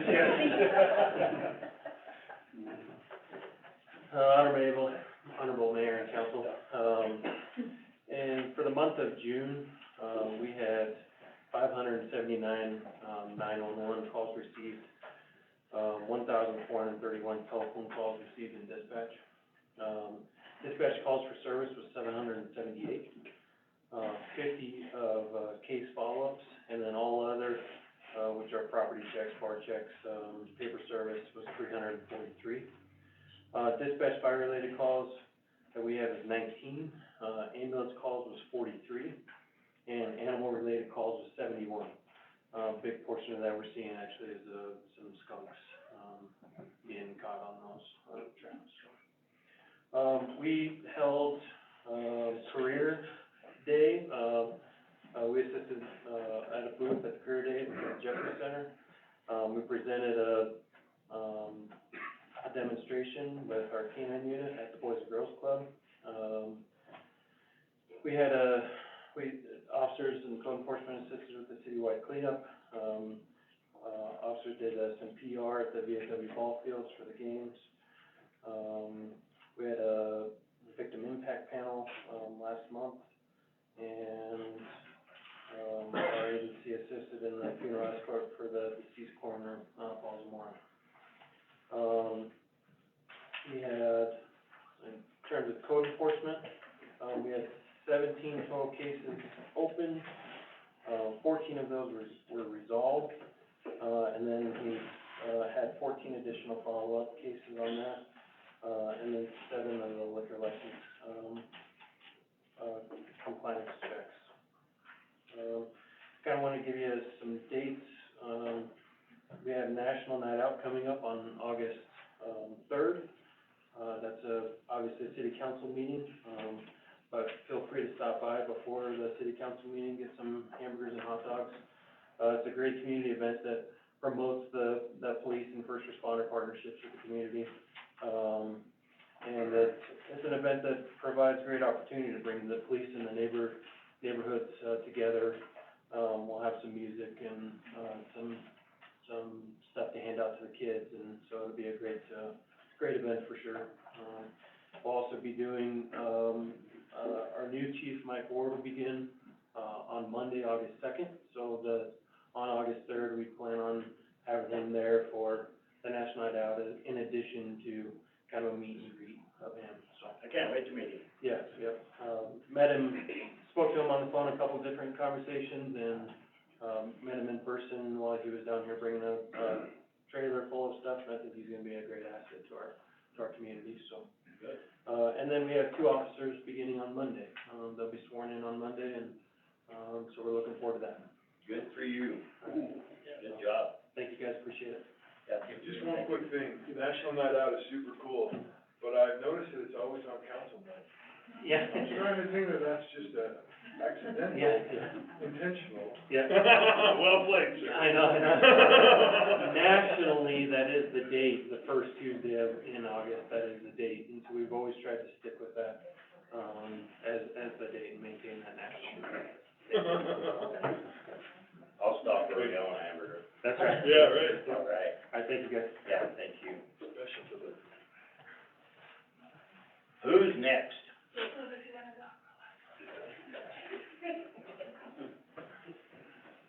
You're too courteous, you got a crowd. Them guys are tough. Okay, so I'm gonna start with really, really good news, is the audit. I have talked to, some of the people at, the county, and so, Gwen Bartlett was kind enough, along with some of the others, to send me their RFP that we can kind of piggyback. I literally just got this today. I haven't had a chance to read it, but I have sent it on to Amy to review, and we'll tweak it and stuff and get going on that. They said that they were very, very happy with their auditors that they selected. And so, hope to bring that back to you, with a completed RFP really soon. So, that's the best news, and that is, I am just awesome. I feel so great about that. That is Really? really good news. Then a couple things is, I have been reviewing impact fees, how we spend it, what's it all about and everything, as we get up to speed on some of the taxes, and I have talked to Justin at RAM on that, and he's gonna send me additional information of how we can use it and keep those funds here. And so I'll be working with Amy as well through that, so that's under review. For good, better, or worse, I was elected president of the Sixth Penny Court, and Irene Archibald has done a really good job, as I understand, and she's retired. And so they elected me in, and I'll be working with Irene to learn the ropes of that and the ins and outs of everything there. We do have the 2 positions that would like to underscore the importance of those, the grant writer and the economic development person, how important those are, especially, with the water issues that we have. So I just wanted to underscore the importance of that, and then wanted to let you know that we are with Mark's help. He has, some new software that we are gonna be looking at that will greatly help us, with our asset management and then some. So, we'll be, I would imagine at some point, kind going forward with, a request in that regard, is software that will greatly benefit many departments. So, just let you know that we are looking at ways to become more efficient and effective and do things better and easier. Then, again, for better or worse, I just would like to state, my due diligence as finance director of things that, tools that we have in order to do the infrastructure internally and externally. Internally would be like the software that we need and the computers and all that stuff. The external infrastructure is what I call the guts on the ground. It's the water systems, the sewer systems, and all of that.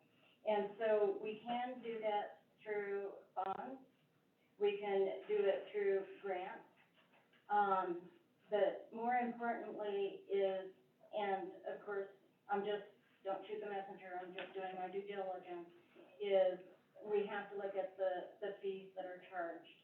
And my recommendation would be that during this next year, we're gonna be doing our capital improvement plan, which is not just capital items like trucks and stuff, but other bigger items like the water treatment plant.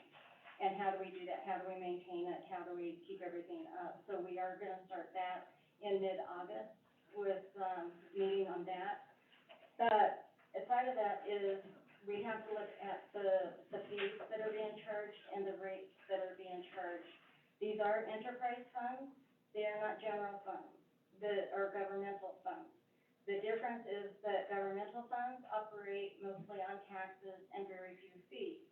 The enterprise funds, which are the water, sewer, landfill, and recycling, is operated, they have to operate at least 90%, above 90% on fees alone.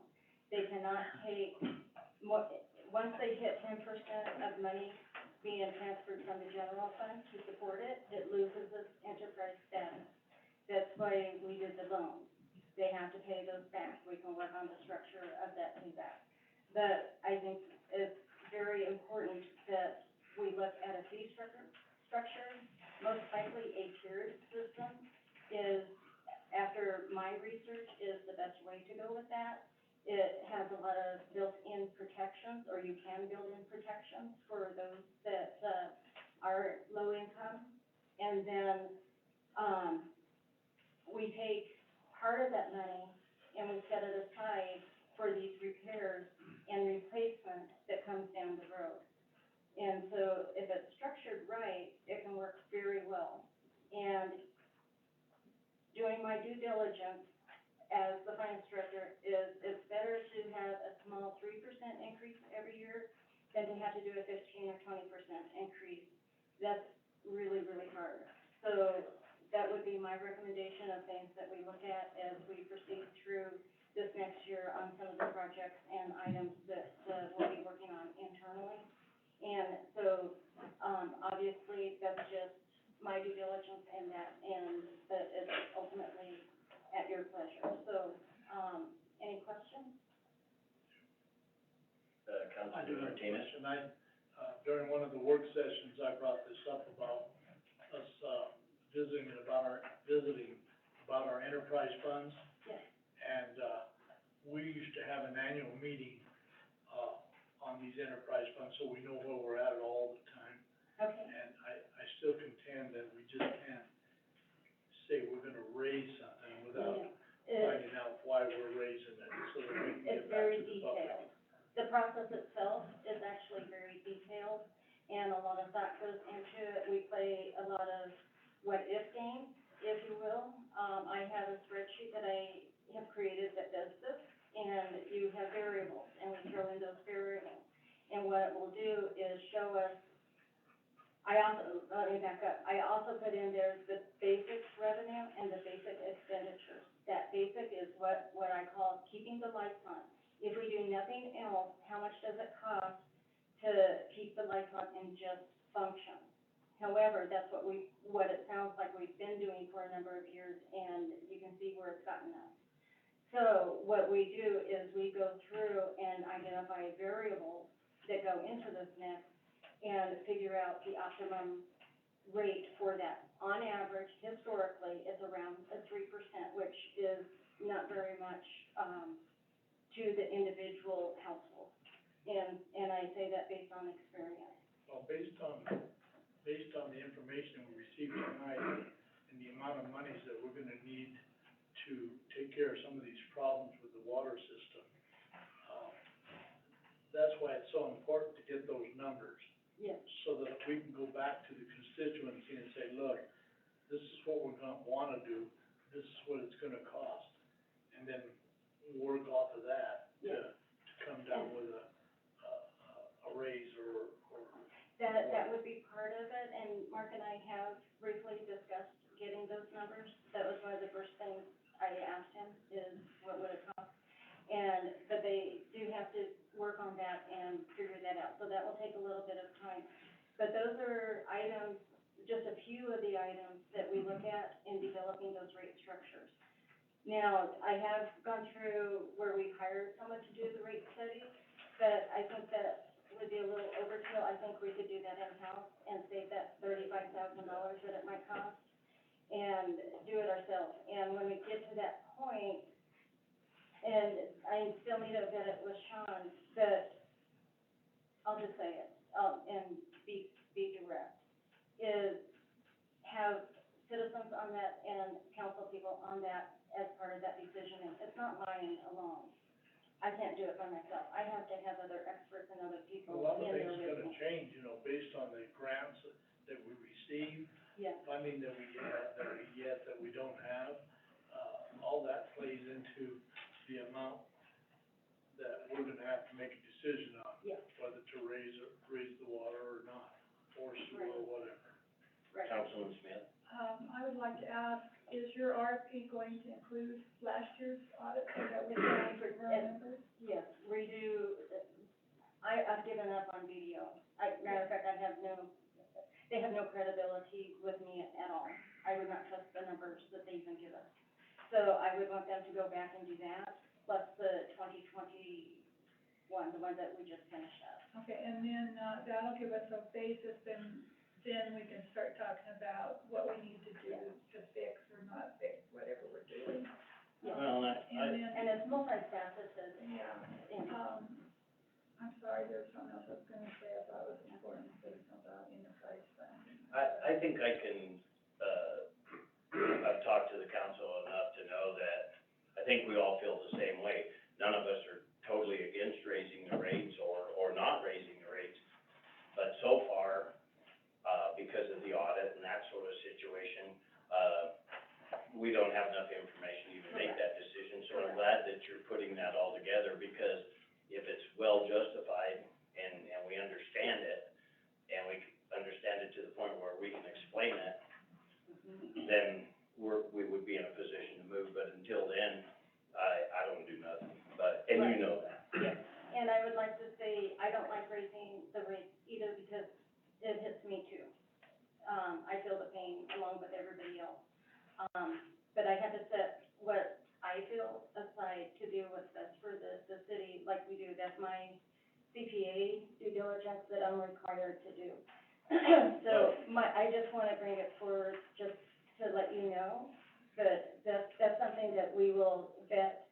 And it'll probably take a year to go through that process.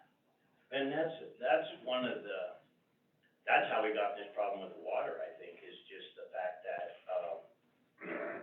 crisis management, we always made sure the lights were on, but there was no money set aside for one day when, wooden pipeline, might fail, and I don't know who would have used wood to start with, but I guess they didn't even have plastic back then, I don't know. No, they didn't even do I wasn't there, so.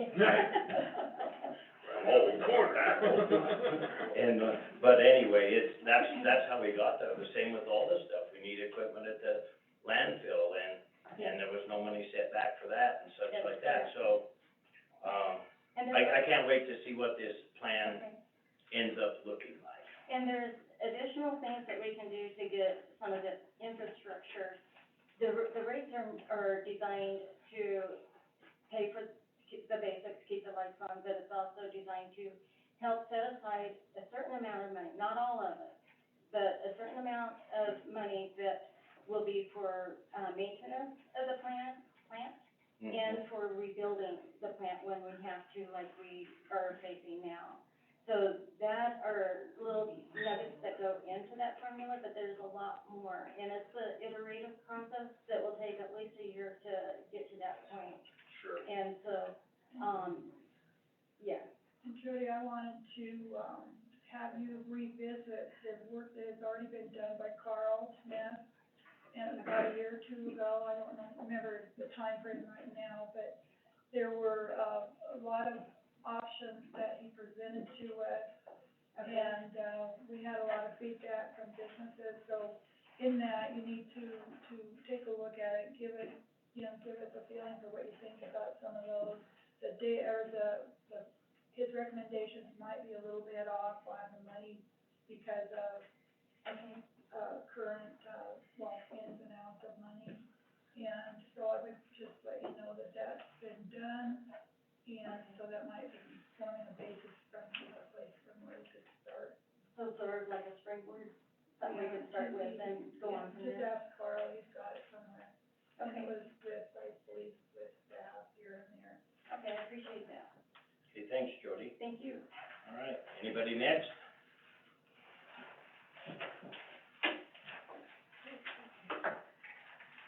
Have a handout, some photos for you here. I will address, thank you, first.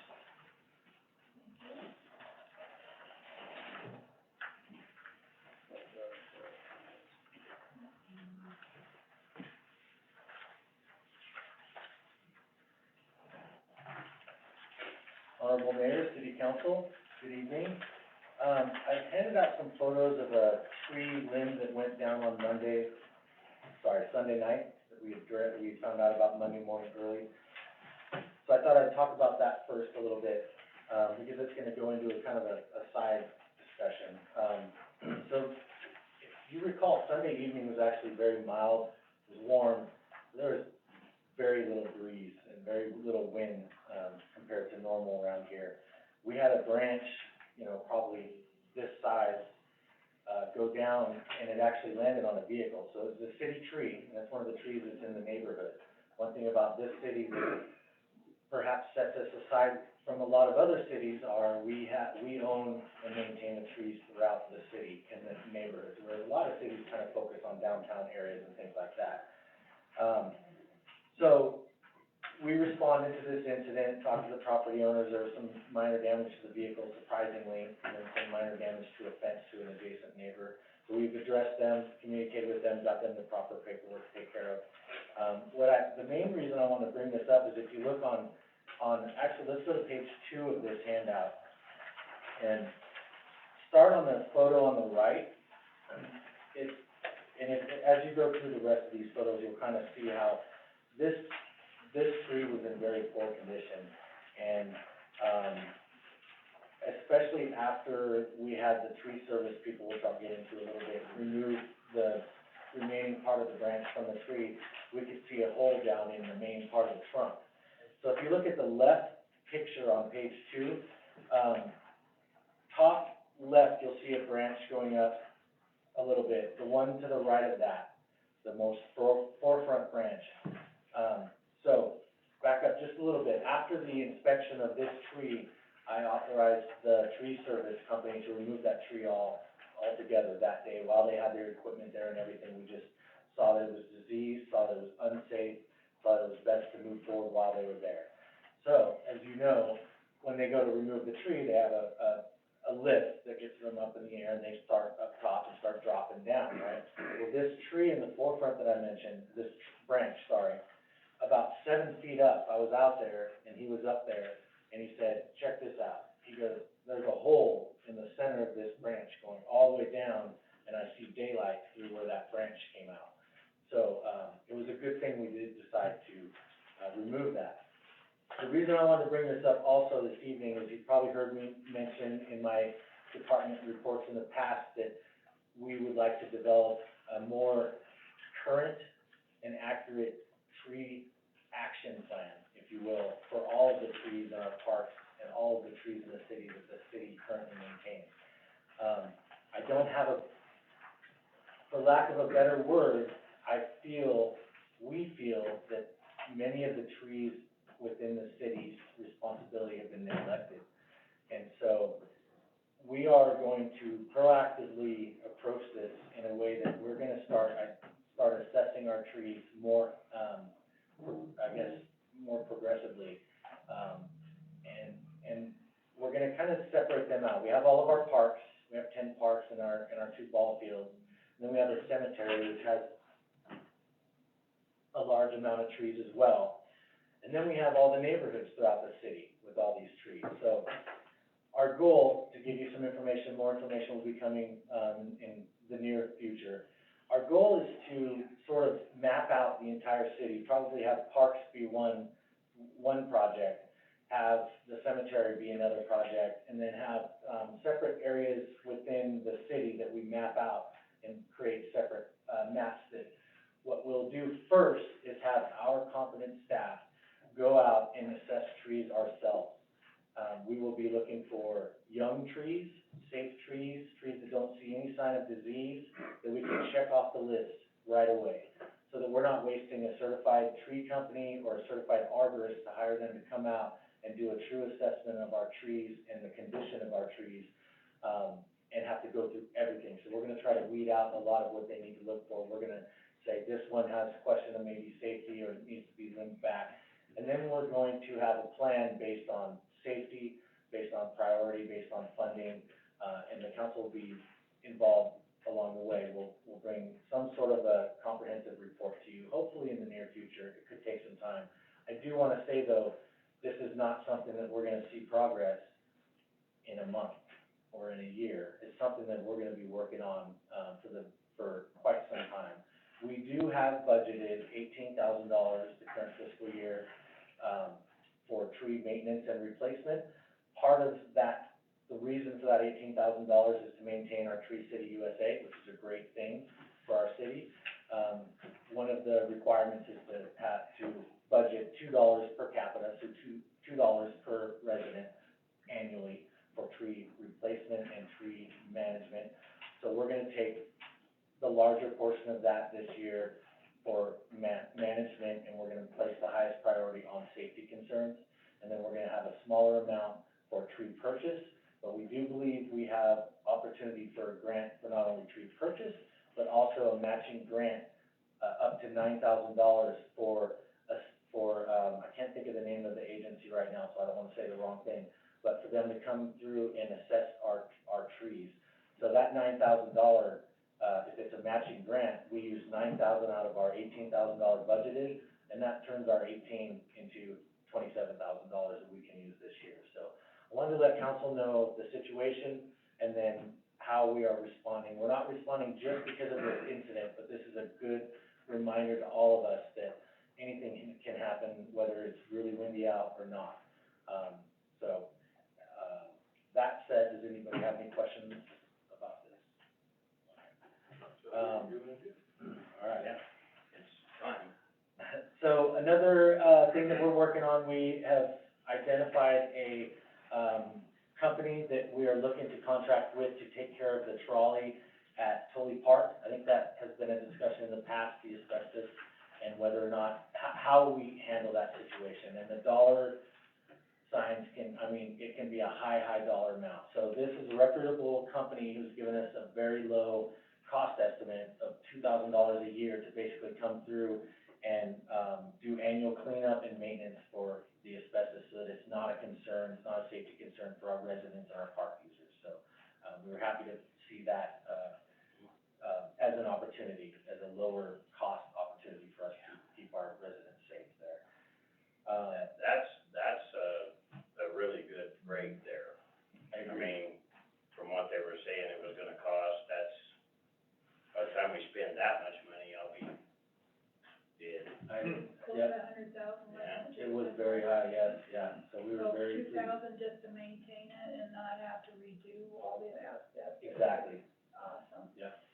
Good spending. Councilman Weisenberg. Along with that, if we approached, I know they donated it and stuff, but have we approached the railroad at all in any way to ask them for possible help with, just getting that taken care of and where we don't have to be in this situation. I don't know if we have, that's a good question, and I'll look into that for sure. I think it'd be a great idea if we could possibly get some from I that. actually met with the guy from, the railroad, met him for the first time, and I will be seeing him later this month.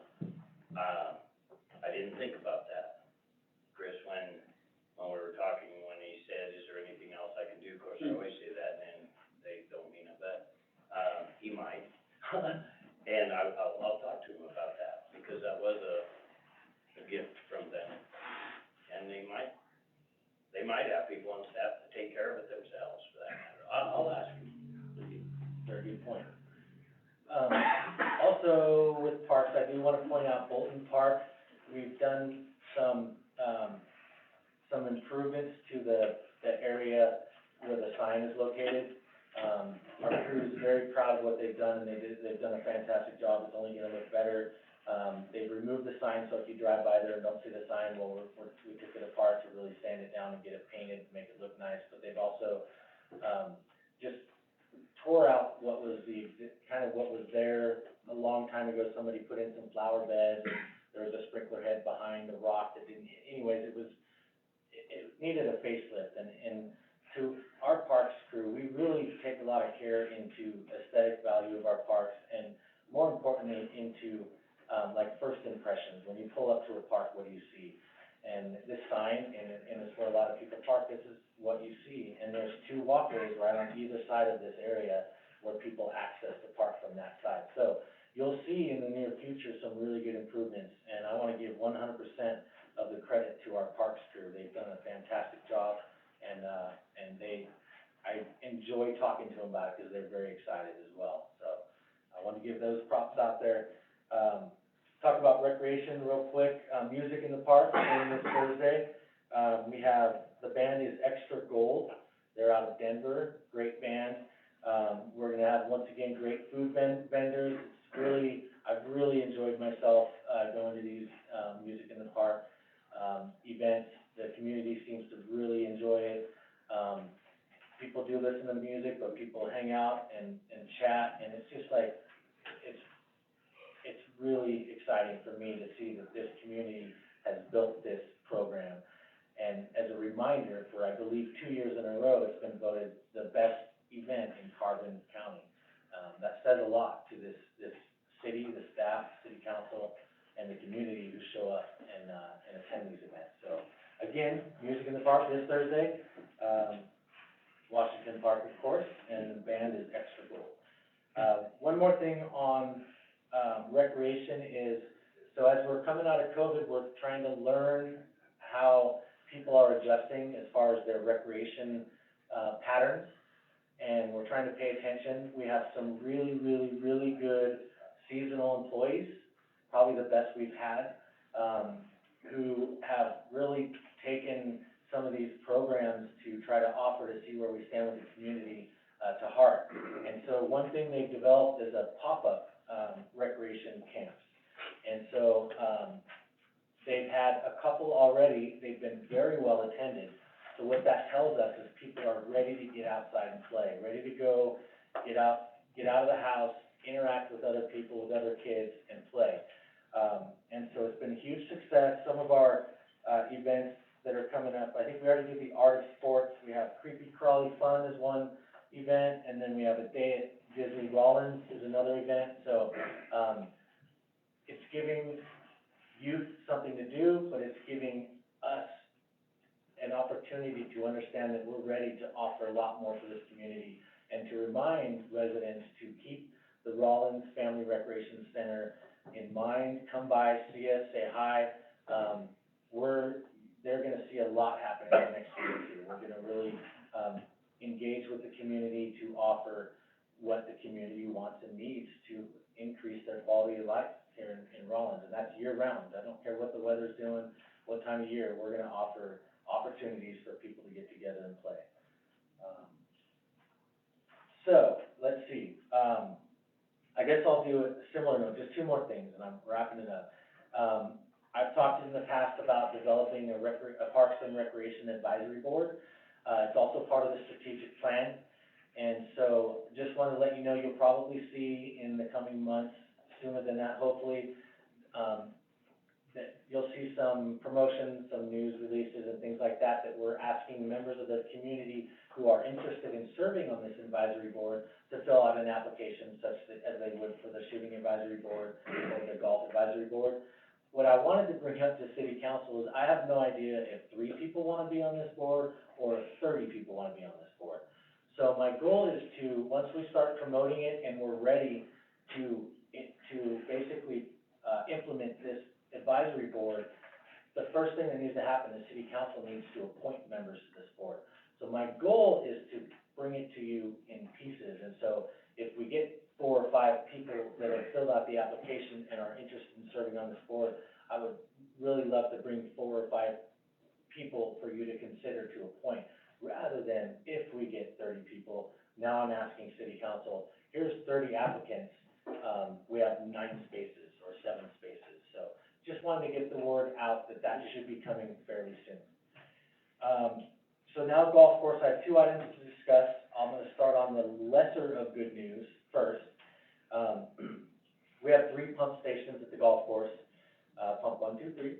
And, since I've started and for some time now, pump station 2 has not been functioning. 1 and 3 have been.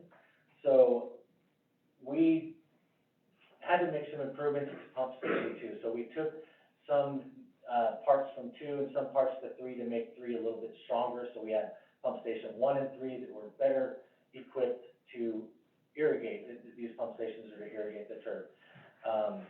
So we had a shaft machine for the pump station 2. It was installed, it takes a crane to install it, and it got installed and everything, hooked everything up. It's not working. So we're troubleshooting the issue, waiting. We have to get a crane operator plus a pump mechanic at the same time, same day, which hasn't happened yet. Well, in the meantime, last week, pump station 3 had issues one day, shut down at night. The next day, it shut down completely, and we suspect a broken shaft. So long story short, we're down to 1 pump station. What that means is when we had the 2 pump stations, we could irrigate at 1,500 gallons per minute. Now that we're down to 1, there's kind of a few ways to look at it. We're at 500 gallons per minute, but, talking with the interim golf course maintenance superintendent the other day, we're gonna increase to 600 gallons, per minute without stressing this pump station, because you can imagine what happens if this one goes out. That water truck's not gonna help us much. So, we are doing low stress watering. We're already watering less, with the water situation we're doing now, even though it is river water and it's separate. But we're trying to paint the message. And I do want to say, on a side note, that Parks and Recreation absolutely supports the measures the city is taking towards the reduction, of water. It might have some effect of our parks, but we've been working hard to try to strengthen that turf, and we're hoping it won't make too much of a difference. But we're no different than any citizen in this city, to ask them to limit their watering and only water certain days, so the Parks and Rec Department are following the same suit there. As for the pump station, this happened last week, and we have a crane operator available Friday, and we have our pump mechanic, who's done the work for us in the past, available Wednesday. Neither of them are available the same day. So we're trying to figure out that time, because they really need to have that shaft removed from the pump station, but we want the mechanic to see it as it is now, not only for pump 3 that just went out, but also for pump 2. Before we take that out of there, we want this person to have an opportunity to assess the situation. Hopefully it's nothing major. We just haven't been able to get him here to do it. And I wish we could find a crane truck, because I don't know if you know this, but I'm actually a certified crane operator in a past life. And, so I could probably use that to get out of there, but, I wanted council to know that that's going on right now out there. And again, we are being gentle with the remaining pump, hoping that it's not gonna do any more damage. Our interim, golf course maintenance superintendent has been doing a fantastic job. He's dove in, he's he's really made some calls and connections on what could possibly go wrong. And he's identified how to utilize our irrigation system to make sure we get that pump station up and running, and then keep it running, consistently through the evening when we water, so there's no spikes going down where we have some irrigation station that we're not watering, and so the pump's like losing pressure, gaining pressure, losing pressure, gaining pressure. So, props to Abe, for his hard work and dedication to make this, to make us all sleep better at night, I guess I should say. So on a brighter note for Rochelle Ranch Golf Course, I do wanna bring up, you probably already know, that Golf Day has given Rochelle Ranch Golf Course the #2 golf course in Wyoming for the year 2021. That's a great accomplishment, that says a lot, yeah. That says a lot to our staff that work out there, and, the ratings reflect the stature of the architect who designed the course, current USGA course and slope ratings, as well as local and national rankings by Golf Digest, Golf Week, and other authoritative sources. So it's not some little newspaper that has given us this, standing. It's a big deal, and it's happened in the past, and so I think the city of Rawlins should be proud, and I think this helps people hop off Highway 80 and come into town and buy lunch and dinner and get a hotel and spend some dollars here and go out and play some golf. So, I am not gonna take any credit for this. I'm gonna give it all to our staff and our crew that works out there at the golf course, both full-time and seasonal. Also our golf pro Kevin Gannon, Robert and Abe, they've all done a great job. So congratulations to them on that. And I think that is all I got for tonight, unless you have any questions. Jabari first and then Chris. I would like a report on our policy on our vendors at the park, to start with, see if there's any changes that this council might wanna make. The second thing was in regard to the Bolton Park.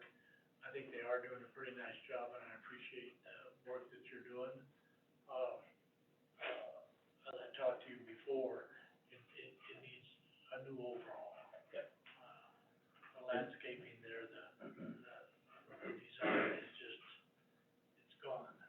And so, anything we can do on that in regard to getting a grant or some kind of help us with that, And I appreciate that. Appreciate that, and this is just a start, just so you know, we've identified throughout our park system, not just at Bolton Park, low cost, low time, commitment improvements that we can make in the parks. And a lot of it is removing what's there that's just overgrown. And sometimes by creating space and throwing in some fresh mulch, it's a simple way to make things look a lot better. So we are focusing on those low cost things that we can do, with the idea that going forward in the future, looking for grant funding, looking for other funding opportunities, and looking for time so that we can make some other positive improvements.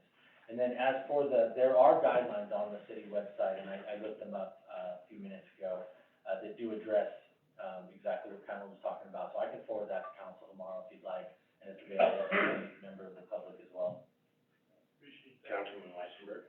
Two things, the pumps at the golf course, I understand you're waiting to sync the pump mechanic and the crane. Are we specifically looking to use a certain operating company for a crane at this point in time, or have we reached out to other, businesses that could possibly have those cranes and be available to? They are reaching out to any crane and crane operator. We would love and welcome to come out there. We have no obligation to the existing one. I'm not saying we have an obligation to the pump mechanic, but he knows our system well, and he's worked with us on, the existing shaft on pump 2. The second thing was, you mentioned, it's been quite a while ago about you have a plan moving forward, you know, and I guess moving forward, you have this plan to look at the parks for safety reasons, anything like that, could you give an update so the public has an understanding of where you're at with that project you had come forward with? So our goal is probably by the end of August, is to have more of a comprehensive, plan. It's a little complicated because we have a lot of parks and we have a lot of things that need to be done in the parks. So we're tasked with, not only identifying what the issue is, and it could be aesthetic, and so right now we're pulling out the safety issues, but if we were to, so we're putting the highest priority on certain issues that we feel are more of a safety issue than others, because honestly, like, I've learned very quickly in this climate, what the climate does to concrete is horrible. And so, to be straight honest, if we were to fix all of the concrete issues of, you know, dropping, raising, and all that it is what it is and it's right there, I mean, we're talking hundreds of thousands of dollars right away to do that. So we're trying to, figure out safety is priority one, funding is also a priority, time frame. So it's taken longer than I had anticipated to really have a comprehensive plan that we can follow well. In the meantime, I will tell you that we do address higher safety issues as we see them right away. And we've done, quite a few, some at Tully Park, some at Washington Park, some at Fulton Park. You know, there's just a lot of minor things, knocking nails down on a railing or, you know, you could find things everywhere, and we are addressing them as quickly as we can. So I'm hoping by the end of August, we'll have actually something real that you can look at, because honestly, next April, May, June, I'll be looking to council for direction and potential funding to address some of these issues that need to be addressed. Thank you. Thank you. Are there any more department heads here? Yes, I'm sorry. I thought we were done with you, but, no, I'm glad to have you come. Mr. Mayor, council, it's good to see you again. Seems like just a short time ago we were together. We've done a couple of leaks we repaired, pardon me. A 6-inch cast iron, line feeding the wastewater treatment plant broke twice. We repaired that. We start on the 28th of July, Edinburgh. We're gonna do the temporary repairs there. We're gonna put some asphalt in, roll it out, smooth it out. We did get that Volkswagen out of the hole. We started over at Walnut. I think you've all seen that, talked about it a little bit. We got Walnut going, 6-penny project, Hulu. Urban Systems, we'll be scheduling a meeting within the next couple of weeks. Golf course, we went out and looked at, I don't know if any of y'all been out there, but evidently the path has got some mole holes in it. Or what are they, Jason? Gophers? Badger holes. Oh, the petable ones. Yeah. So we're going out there and we went out and we're repairing those holes, fixing that path up, making it decent.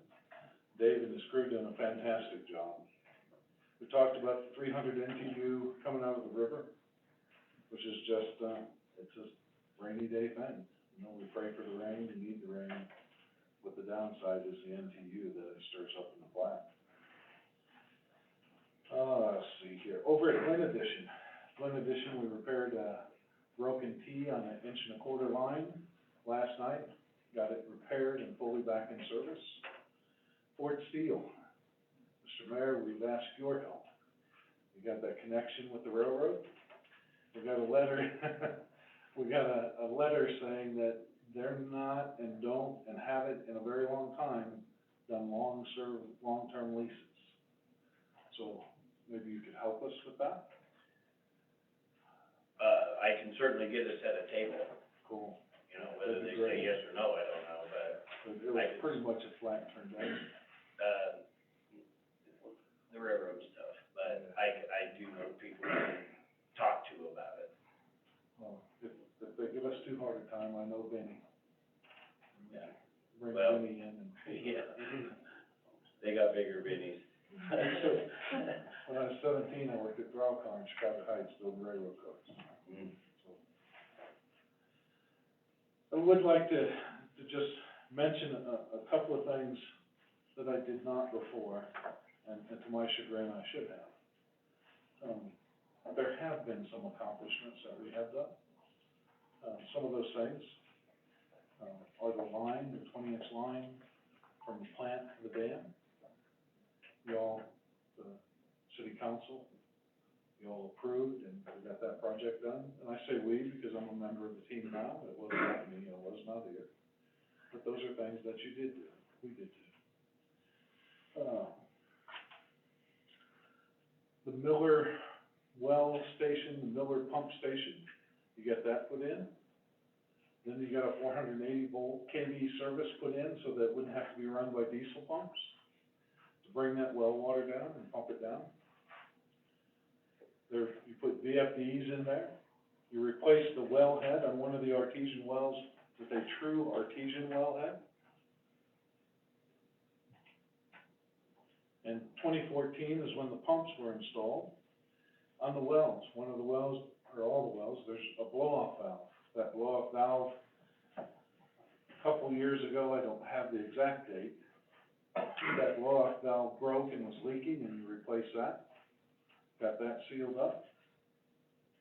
Several blow-offs at the couple of Miller Creek crossings were replaced. Unfortunately, they're leaking again. And, in 2016, several of the projects were put on hold due to funding. So that, and I apologize, I didn't bring that up in my previous presentation. So there are things that have been done. There are a lot of things more to do, but we just have to prioritize and move forward. I thank the crew that's here, and Carleen and Stevie that have worked diligently. Really, they've got a pretty good team. And I thank you for my opportunity. That's it for me tonight. Okay, thank you. You're welcome. I do appreciate your crew and your people, Commissioner Garner. Sorry, Councilman Garner. I just have a quick question. I'm having a hard time letting it go. I don't know if Councilman Zamari, if, maybe you could answer this. The meters you were talking about earlier, you said there was a section of town or that's not being metered, but do you? Well, we have the Glendish not being metered. We have a master meter there, but we have no control of the amount of water they use. Yeah, they just don't have a meter, so they pay a flat rate. Yeah, they have the master and they don't have the individual. So I don't know how you control the amount of water being used, other than monitor it through the, master meter and see if they're, using more than normal. That is all you can do. That's an issue that's been going on for a long time, quite a few years. So that is something I talked last night as we were making the main, the 1.25 inch line repair. We were talking about that particular, and there's, I believe there's one other trailer park that also has a thing, but I'll look that up. You know, I We don't talked know. about, I'd be interested in knowing that, yeah. about if that's actually happening, cause I'm not aware of Tell that. us That's what's gonna happen too. Is it Delta? When we get to discussing, enterprise funds, when we get to talking about water. Absolutely. Find out how much leakage there is and how can we stop that to keep from having to raise the water, you know, whatever we decide. There is one positive thing about master meters. Any water lost in between that meter and all those connections, they pay for it. So once we go to individuals, then they wouldn't pay for it. If there was a leak, that'd be, so, yes, there's some positives, but there's a lot of drawbacks. Shutting people off individually, you can't do it. Now, I think it's something that we need to talk about, the area that I was talking about. Okay, I was just curious, cause. Yeah, thanks for the question. Thank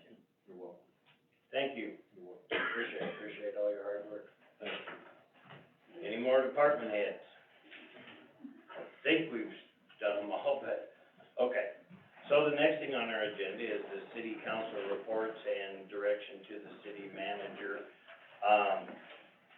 The city manager's on vacation, and, so I guess if you just wanna say something, Councilman Martinez? Yeah, I got a little bit to say. This week we went down to Cheyenne, we went down to the WAM conference, and we did a lot, really did. We had a 7-member, delegation, and we were able to, pass our resolution that would deal with dangerous buildings.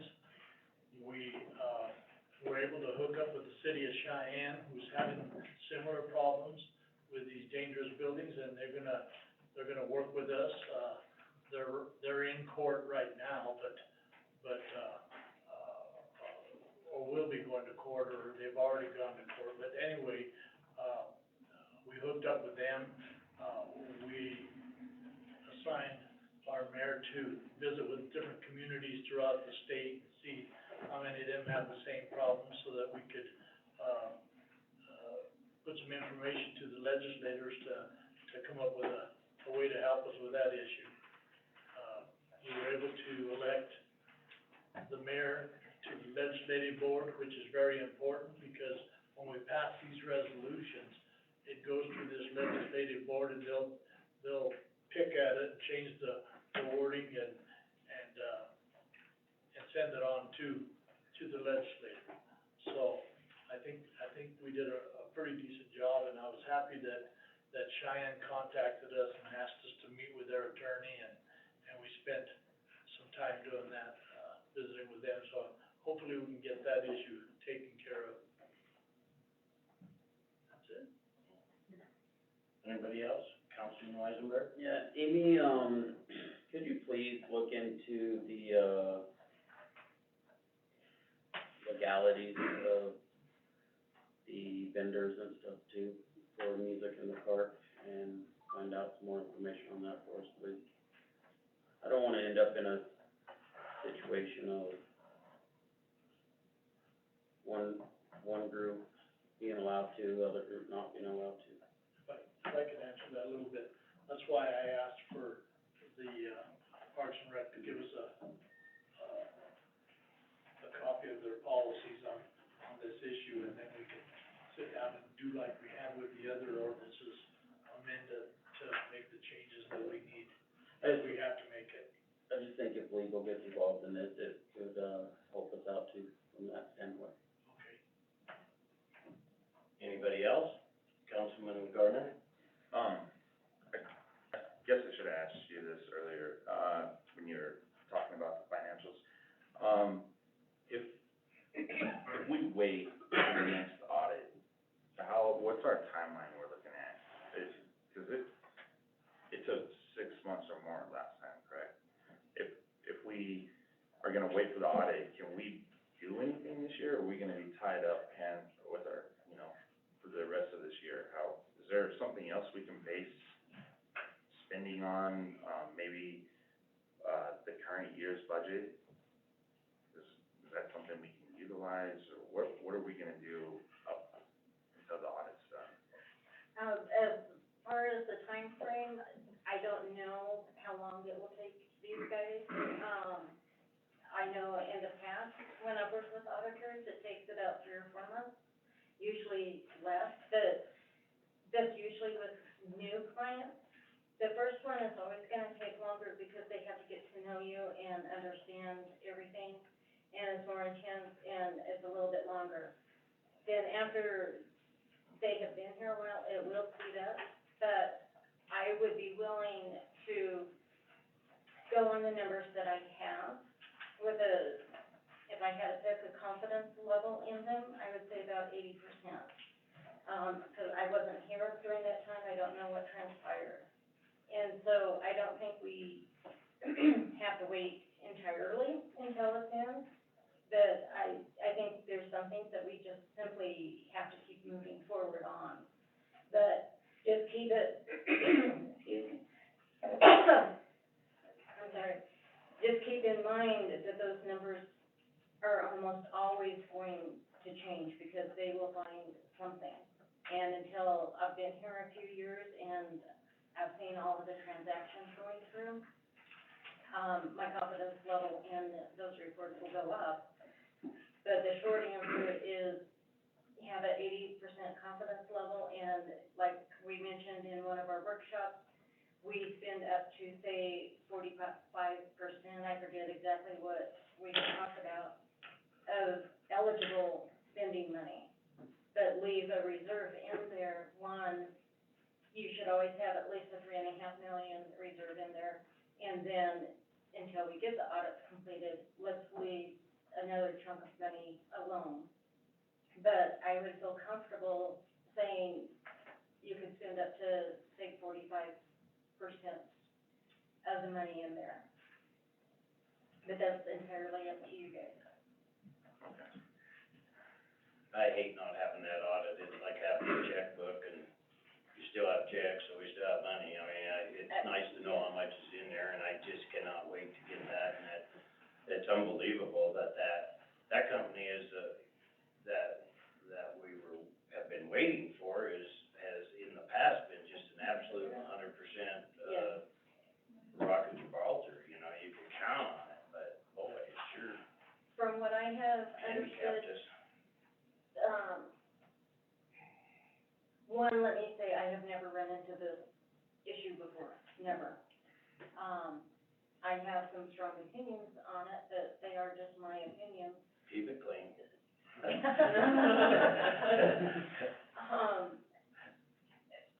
But I have worked a little bit with BDO in the past, and they were on top of things. I have never seen anything like this, and I hope never to see it again. Yeah, it's been terrible. I think we can, if Amy has the time to review the contract, hopefully the next time we come together, we can approve the RFP. I'm not sure how that process I don't think works we here. wait for council, I think council gave us direction to We get can it out for go. proposal, Yeah. so. Yeah. It's Okay. like Yeah. yesterday, Okay, we can't even give what we wanna do for our capital projects yet. And we will be, to answer your question, they needed to have, every January, I believe, the auditors need to get all municipalities, special districts, and everything else into the state, as a regulation. And we don't have that. And I'm not happy about it, but it isn't your fault, it is our fault, but it is one of those very unusual situations, but we're in the process. They should have it back if they are, every auditor I've ever worked with over the years, Daryl usually gets it to us by October or November at the latest, and then we can have that approved, and then it goes to the state about January. Yeah, So this that's kind of the framework we're working with, but that puts us off on. probably never happen again in your life. Is it gonna hurt us to wait that long, or could we use her, advice with the 80% and maybe start moving on certain projects up to the 80% budget? Or actually, not, the confidence level that I have in the numbers is roughly 80%. Yeah, sorry. I would recommend spending no more than, say, 45% of what we show Right. currently. I think we would still be very safe in moving forward, but just don't go above, that would be my caution. We would still have about $5 million in reserves, is that what I was reading? I would have to go back and look We at came out the of numbers about currently. 2000, or June 30th with about $5 million in reserves. Or did I read that wrong? No, we have, Cash carryover, maybe. I have to go back and think, but I think we have somewhere between the 5 and 8, somewhere in that range.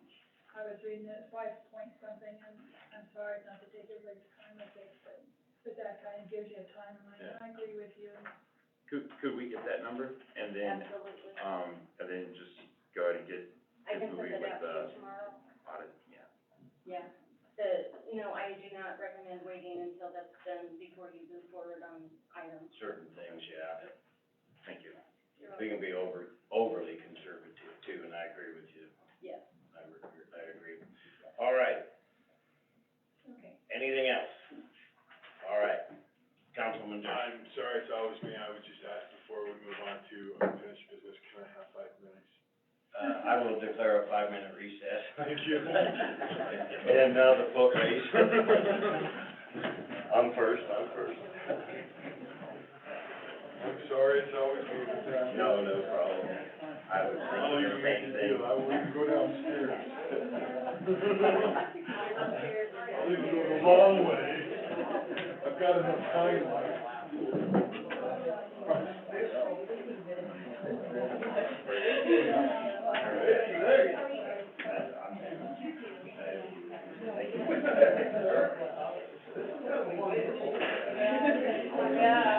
Yes, sir. I'm sorry about that.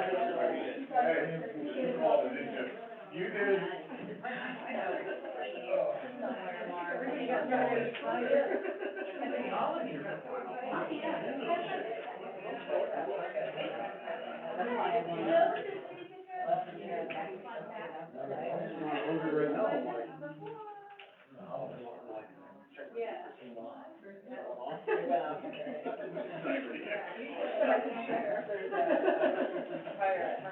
Oh, yeah, you got that right.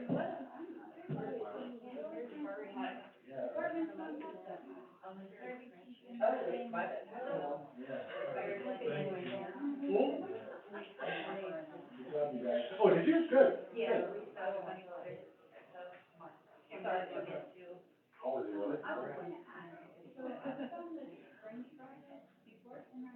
Okay.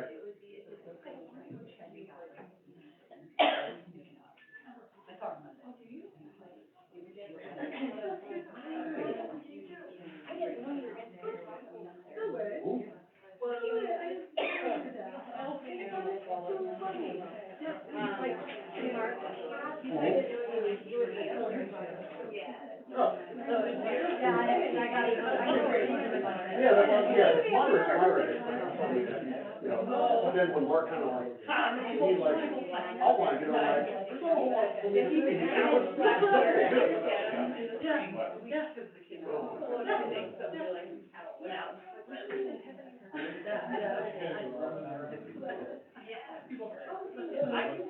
Are these your little projects, Matt? May I?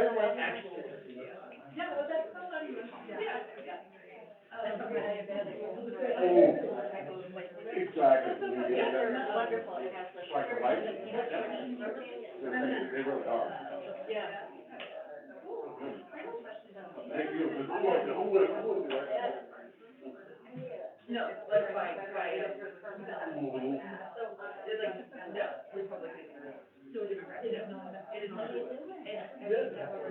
Hey. Uh-oh.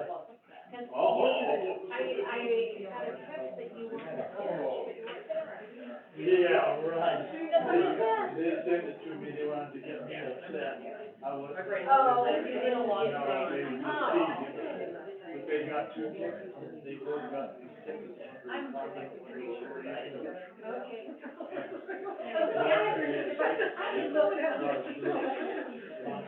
Oh, wow.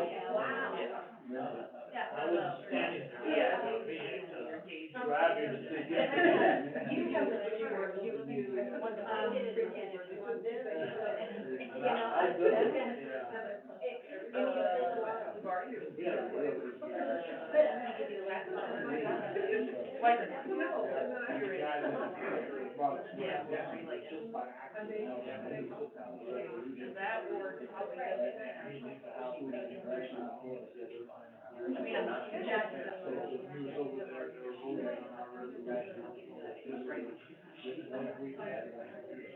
Oh, okay.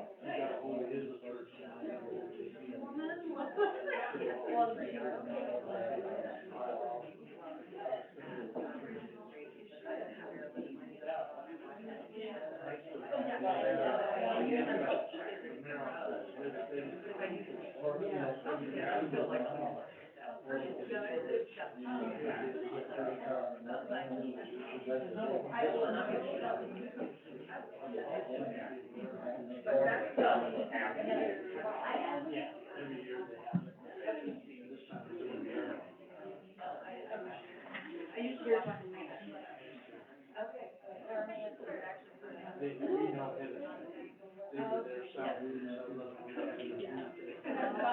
Yeah.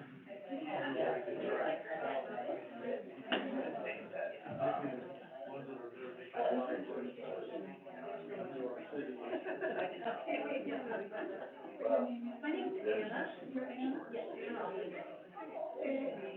I just camped out this morning. Oh, well. You did that, Did, yeah.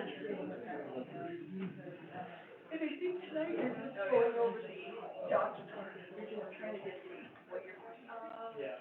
I'm sure what. Well, that was so many pages. Oh. Yeah, that was the best part of the conference. Thank you.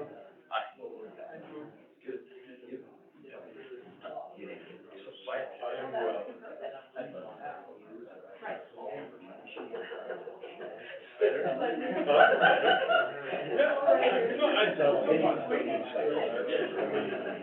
Everything's great, sometimes I'm just a quiet guy.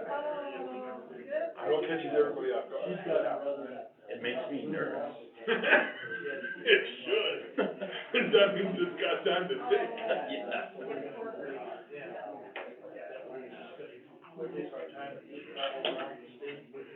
Good for you. What'd you think of that? That's pretty That was pretty interesting and a whole lot of things all at once. It was equal to social networking. It's at least 50% of the program, at least, right?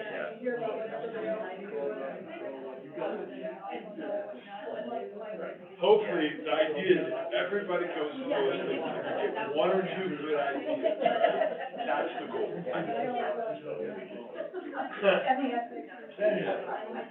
I think we landed with two, at least solid by the rules, speaking of that, like Warren said, with that city attorney, that was great.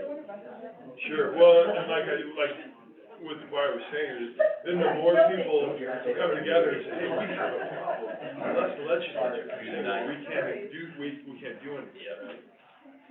You know that ordinance on the tree, I voted against it. It was presented by. So, Hardest record right here. We never used to have like, they belong to the resident. this will have to be first thing now. He changed the ordinance to make it city.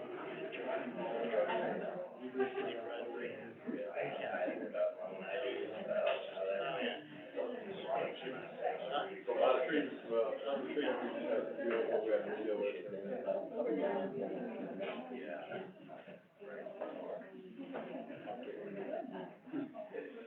That's what I'm waiting for. Give me 1 second. That's what I'm told. So maybe on this, I will want to teach.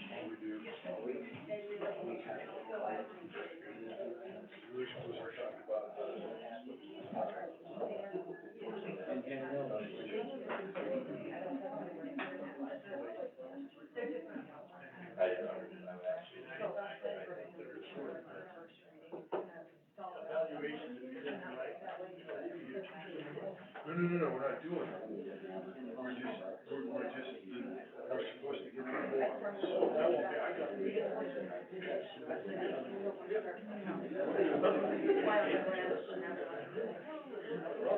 I didn't fill them out. I thought. No, I know, I thought, maybe I haven't misunderstood.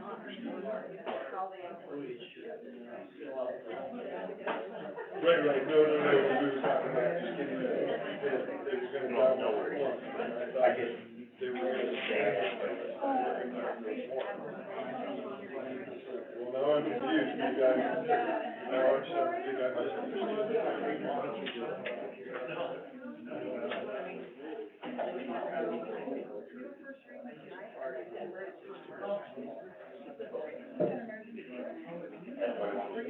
I think nobody, this took a year I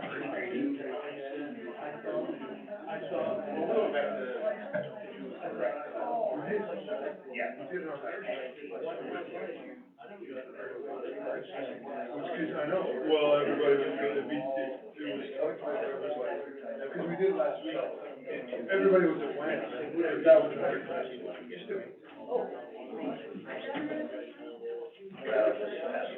Yeah, I was, yeah, we did, well, we did it last Thursday, I just had a deal when we were doing it. But originally, we were gonna try to do it on Thursday, but then everybody went back. Because I was gonna try and keep it.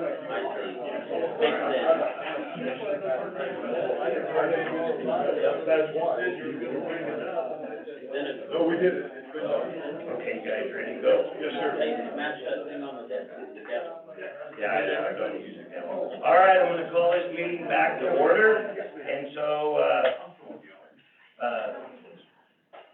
here we go. I'm calling back to order, it is 10:09, and, the next thing on the agenda is the, Rollins Retail Liquor License number 89,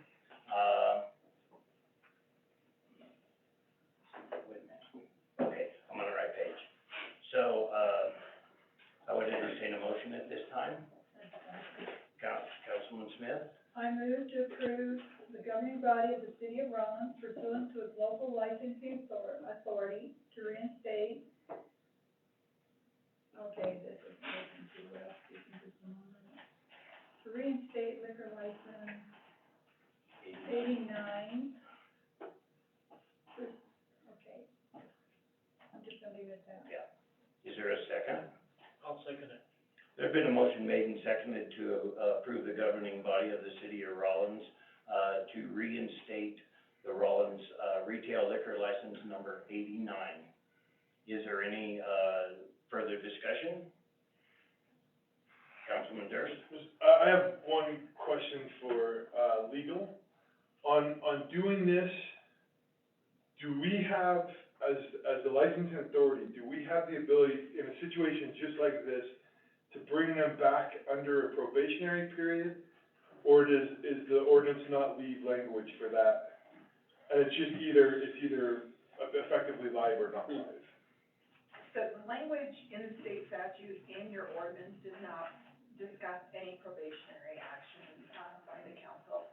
The council can, as you're looking at those changes that occur at state statute level, and you go to amend your ordinances, you can be more restrictive, if that's what the governing body wants to do. But at the moment, that's what my understanding, there's not that current language. Thank you. And basically, when they come up before the council, we,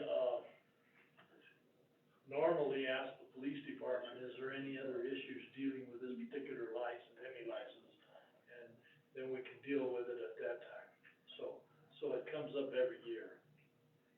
Yes, under renewal, then you are provided with the publication and the public hearing, and at that time, you, can solicit information from the police department regarding incidents, involving that licensee. This is a reinstatement, off of a sales and use tax, hold, and so it's being brought back before you upon that release. Okay. Any further discussion? Councilman Weisenberg? I guess, thanks for getting this taken care of in the best timely manner you could. I really wanna see this, a business succeed. It's tough when you take someone's livelihood away for a while, and that goes for every one of, the liquor license holders. It's, not something lightly. I really don't wanna see this back again, please. All right, any further discussion? Please open online voting.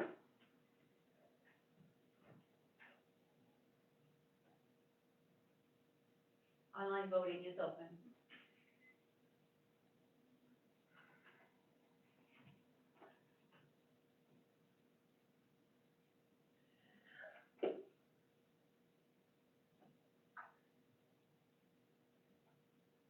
Online voting has closed, motion passes with 50 ayes. Thank you, and I wanna tell you folks with, from that that own that liquor license, thank you for being in business in our town and generating the kind of sales tax that you have. And, I want you to be successful. I want you to go out and be very successful so, anyway, thank you for what you do for our community too, and I know it's been embarrassing for you, but it's fixed, and thank you. Councilman Smith? I just wanted to know from this moment on, because it's passed, they can go right now and open if they wanted to, or do they have to be served a notice, or what is the procedure? So typically, yeah, there is a notification from the city clerk, but hopefully as early as first thing in the morning, Yes. she'll get that. Yeah, so I'll be in touch with the liquor division, and then I will be in touch with the pepper mill, and then I will be out in the morning to hand off their, duplicate license, because she still wasn't able to find her original, liquor license, so I will have that. I just wanna make sure everybody knew where we were on, what bases we're on. Yep, so as of tomorrow, once I speak to the liquor division. Okay, thank you. Okay. Cool, thank you, guys. All right, next thing on the agenda, new business, approval of the payroll. I would entertain a motion. Councilman Durst? Mr. Mayor, I move to approve the June 2021 through July 3rd, 2021 payroll register for $246,009.58. That's not the figure on my computer. $240,009. Yeah, you said 246. Oh, I'm sorry, $240,009.58. Okay, sorry. I know, that's.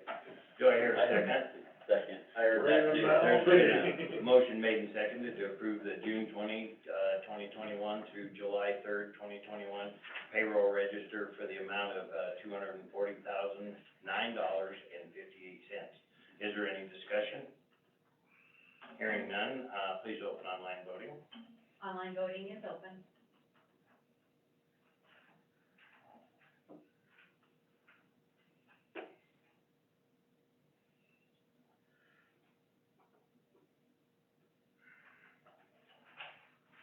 Online voting has closed, the motion passes with 6 yeas. Okay, let me check one thing here. The next thing on our agenda is, accounts payable. Hang on, I'm sorry, just give me 1 second. I just wanna see.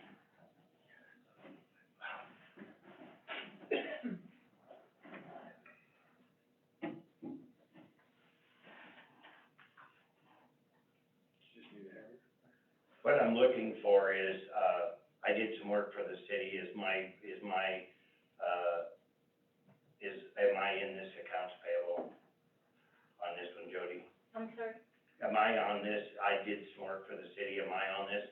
I wanna know if I need to abstain or not. No, you'll be on the next one. Okay, that's what I needed to know, thank you.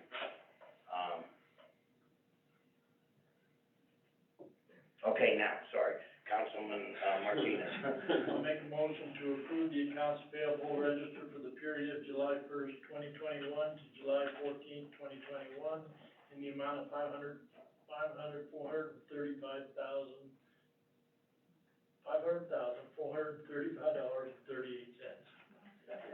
There's been a motion made and seconded to approve accounts payable register for the period of July 1st, 2021 to July 14th, 2021 in the amount of $500,435.38.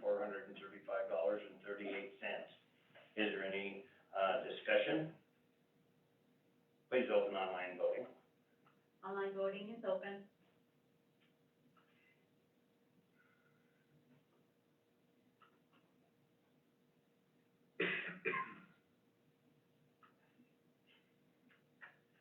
Online voting has closed, the motion passes with 6 yeas. Okay, thank you. The next thing on our agenda is a resolution, about the, water. I would entertain a motion. Councilman Durst? I move to approve authorizing the city manager to take action as deemed necessary pursuant to his authority under city ordinance section 13.10.010, water use management. Do I hear a second? I'll second that. There's been a motion made and seconded to approve authorizing the city manager to take action as deemed necessary pursuant to his authority under city ordinance section 13.10.010 water use management. Is there any discussion? Councilman Smith? Just briefly, I found out today via text from a couple of people in my, ward, they do not have Facebook, they don't listen to the radio, and if it wasn't for the signs that were put up, they would not have known. So I take that as being, there's other people in the community that won't yet know about the restrictions, so I'm just kinda letting people know that I hate to have them fined if they don't know about something. Myra, do you wanna address, we have discussed that, but I'll let Myra respond. Okay. It's my understanding that we will not be giving any, fines until comprehensive education has been done. I do have this as a draft, but these will be placed, by staff when there are people who are out of compliance so that they can see the information themselves, have a phone number to call, have a website to look at. And we are very aware that a lot of people don't have access to the internet or Facebook, and even going into this, I said, we're gonna need to make sure we have the manpower to do the education on the ground. I do have a list that, I did share with council, about all the other ways we did do besides Facebook. Thank you for that. Councilman, are you asking to speak? Yeah. Okay. So, we had discussed the 6,000 gallons per month. I know they're not gonna enforce fully on the 6,000 gallons, but right here it gives that permission. Do we need to amend that to be something different, or will they bring that, do they wanna do this, a quick study on that and bring it back to have this amended at a later date? That's just, I'm just asking that question, do we need to figure that, find that out, or would? My thoughts are this, that this is what's been there, this is what works, my own personal, experience about how much water a family will use. I think it's reasonable. I would concur and Mark, correct me if I'm wrong, that this is on the irrigation water. It's not saying don't take showers or anything like that, It's on the meter.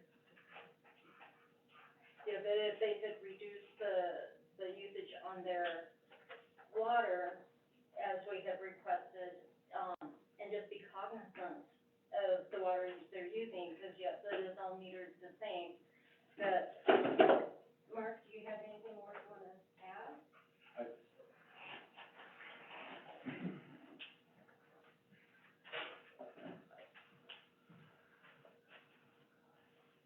I know that 6,000 seems like a pretty good number, but I really think we should raise it.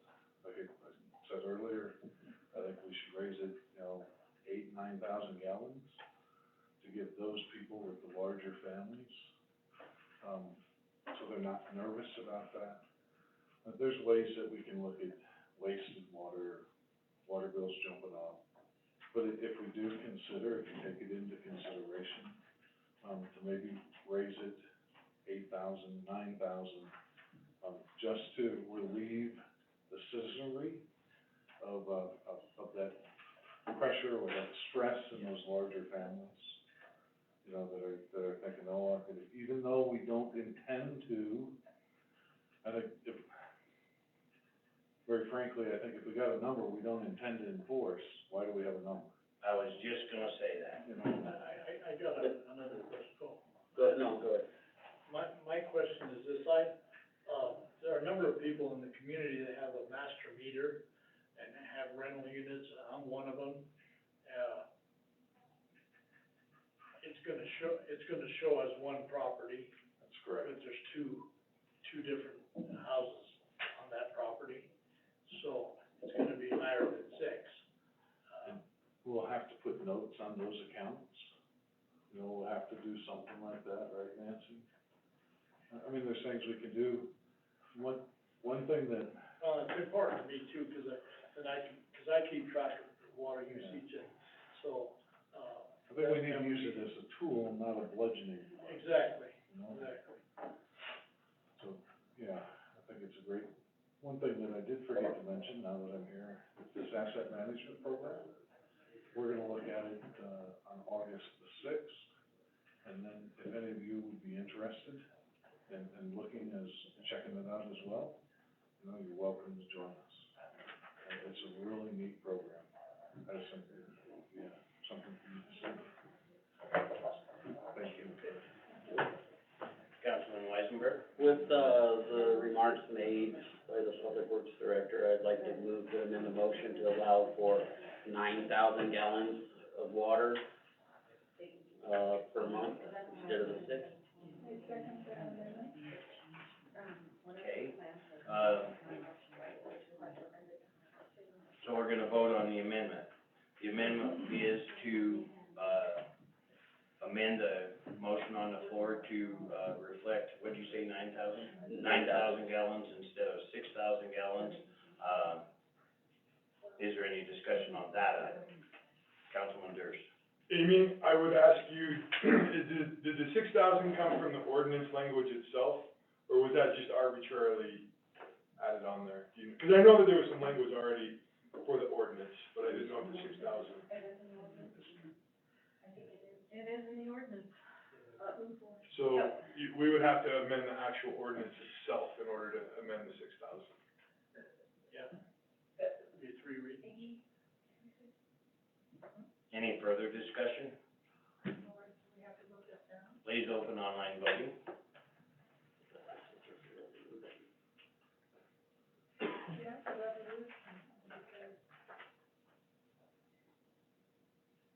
Yeah, but it's a resolution authorizing the use of an ordinance.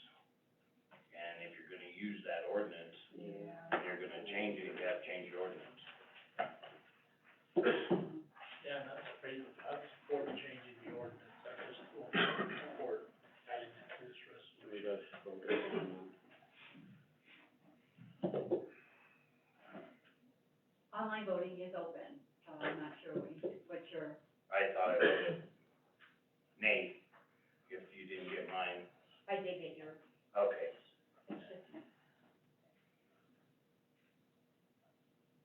Councilmember Smith, I just haven't had her vote. I know you just got it. I did receive it, okay, thank you. Thanks, Aaron. Thank you for the. So, Yeah. online voting has closed, the motion does not pass with 6 noes. Now we're back to the original motion. Is there any further discussion? Hearing none, open online voting for the main motion. Hold on one second. Yeah, but I've been driving around with people watering the street. I get it, but we need to. Well, I understand that, but we're not gonna, it's like fences around trees and shit. It's something we can fix later without a big bump in the road.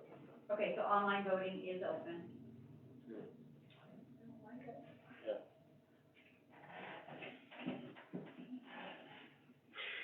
Well, just to be transparent with the citizens of Rollins, instituting this does essentially, put in place that residential customers who use between 6,000 gallons per month and 20,000 gallons per month will be charged a 25% surcharge on their water use.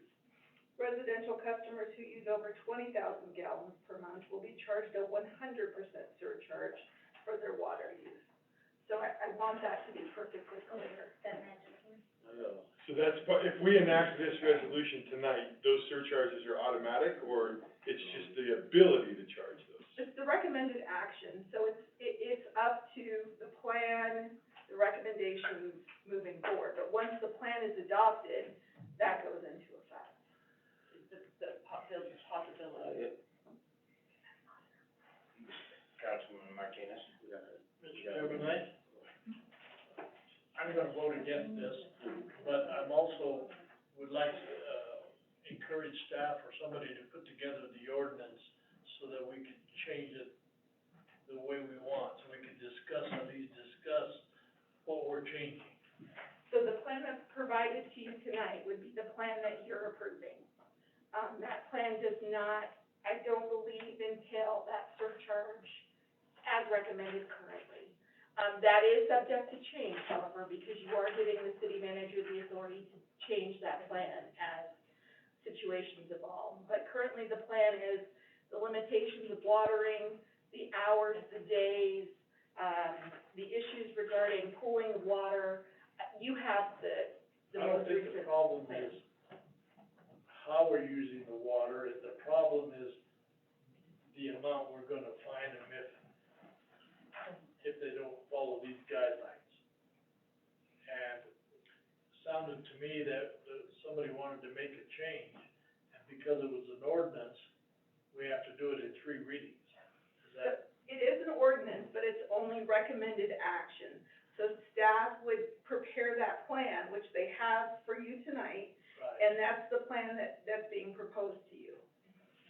But that currently does not include that, but that recommended action is permissible if the city manager determines that situation has evolved and we are not receiving What I'm it. saying is if it fails, if this resolution fails, we have the right to bring that ordinance back up and make the changes that we want. Is that? So if the resolution fails, the water management plan would be not effective. So you're giving the authority to the city manager pursuant to this section to adopt the plan as presented, and then to make changes accordingly that he deems are necessary and within that, best practices as identified in the ordinance. Now, if you wanna go back and you wanna amend the recommended actions, you can do that by ordinance. But the recommended actions do not include the extra fees. They currently do not, but it is something that can, But we are we're not approving those fees, but we are giving the city manager permission if he deems necessary to do that. I actually disagree with that statement. Because right here on number 6, fines can be given up to $750 and higher water rates may be charged to users of more than 6,000 gallons per month. Thank you. So I would argue that the permission is given.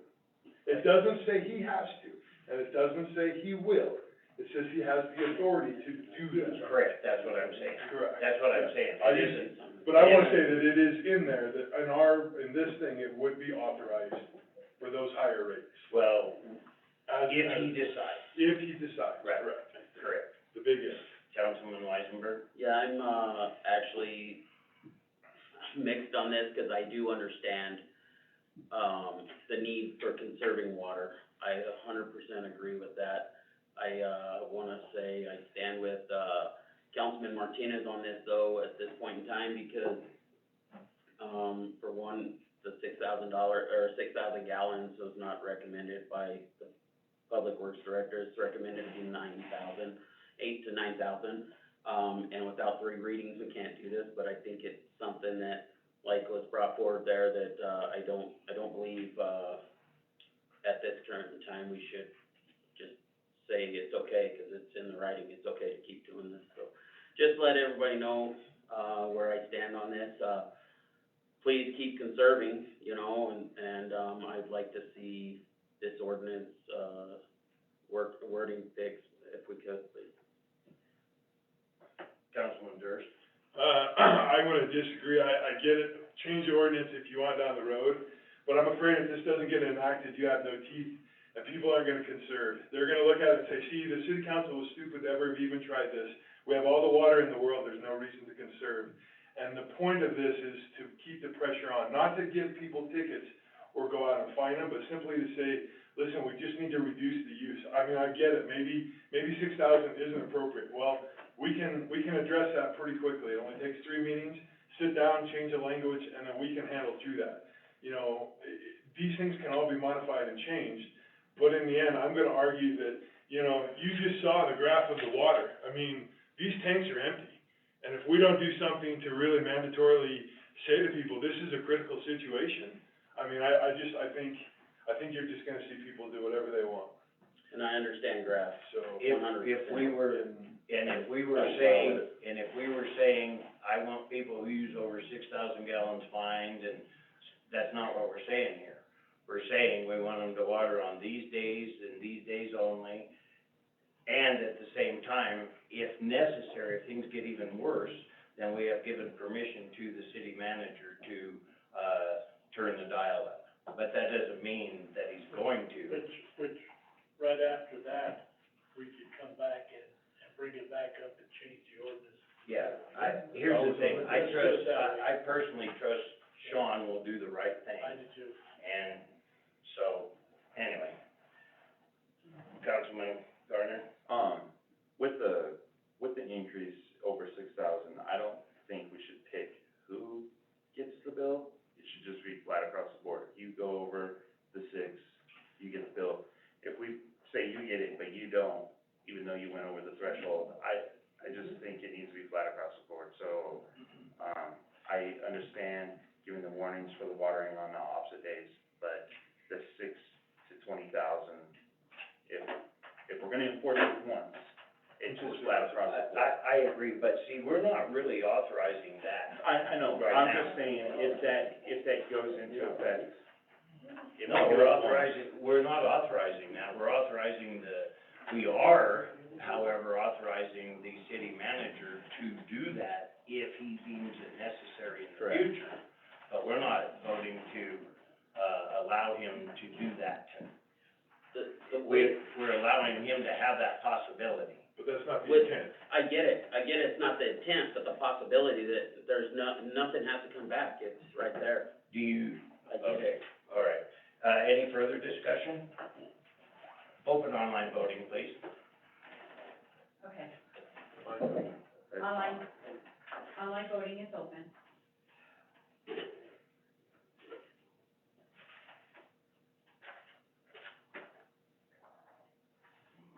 Online voting has closed. The motion passes with 5 yeas and 1 nay, and the nay was, Councilmember Weidener.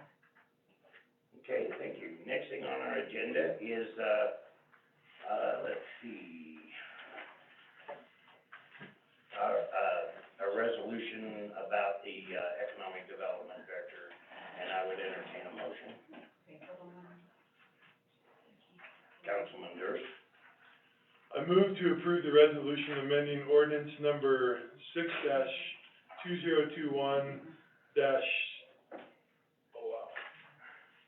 Oh, I'm sorry, there is no dash. Number 6-2021, to lift the freeze placed on the newly budgeted economic development director position and allow for the position to be posted, advertised, and filled in accordance with the 21-22 fiscal year pay plan. Second. There's been a motion made and seconded to move, to approve the resolution amending ordinance number 6-2021 to lift the freeze placed on the newly budgeted economic development director position and allow for this position to be posted, advertised, and filled in accordance with the 2021-2022 fiscal year pay plan. Is there any discussion? Stephanie?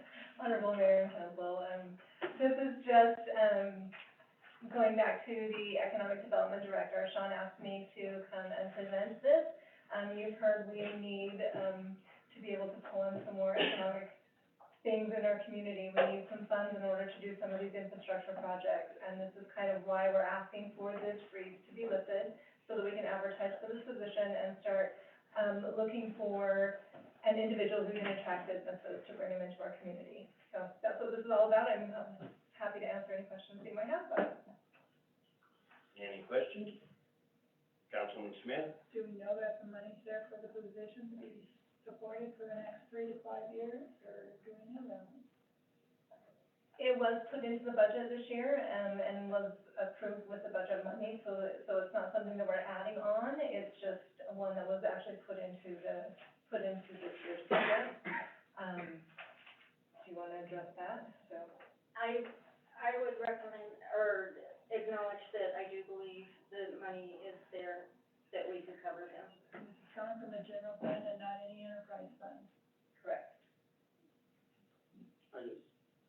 I fear with the, with no audit, no, guaranteed amounts and stuff like that, I feel that, it couldn't possibly easy to support it right now, you know what I mean, for 3 to 5 years. I know it was discussed to kind of split positions between that one and the next one of a grants writer at the same time.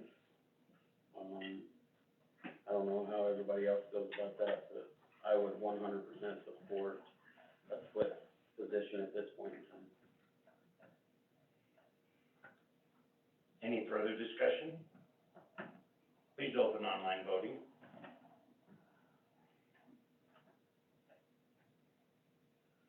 Online voting has now opened.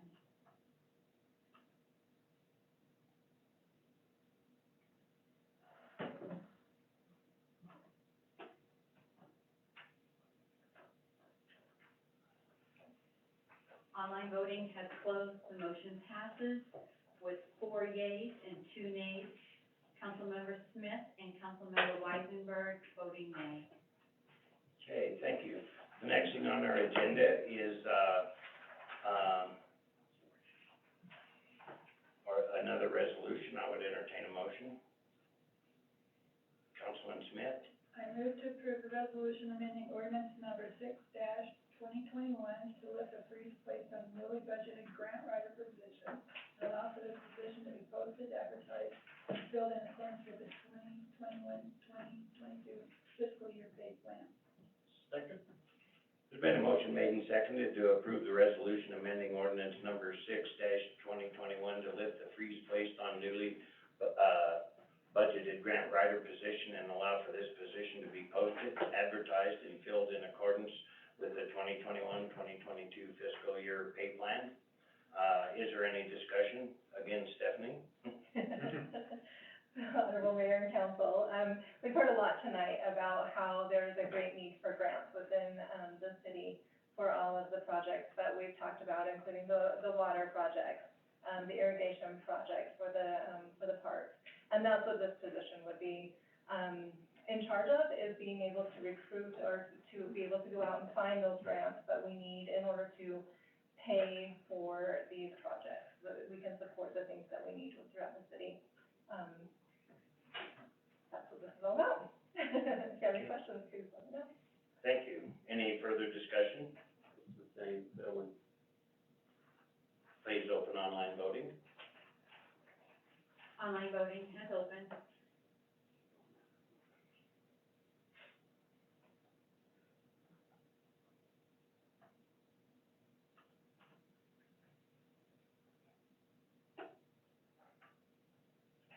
Online voting has closed, the motion passes with 5 yeas and 1 nay, and the nay was Councilmember Weisenberg. Okay, thank you. The next thing on our agenda is going to change just a little bit because,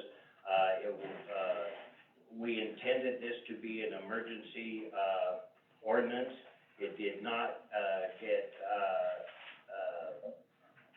a public hearing, so therefore, tonight will be, the first reading of it, and then it, just so you know, it will be possible at our next meeting then to convert it to an emergency meeting to prevent the third reading.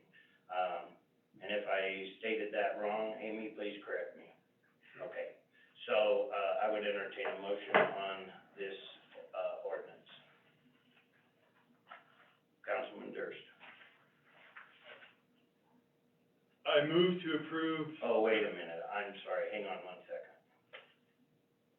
Oh, I'm right, I'm sorry. Is that, Yeah, I'm just having a, We haven't done it.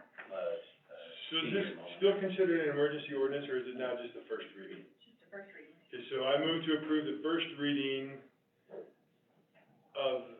for the governing body of Rollins, rescinding ordinance number 04-2020, amending Title 19 of the Rollins Municipal Code. there's been a motion made and seconded to, approve on first reading, from the governing body of the city of Rollins, rescinding ordinance number 04-2020, amending the Title 19 of the Rollins Municipal Code. Is there any discussion? Hearing none, please open online voting. Online voting has now opened.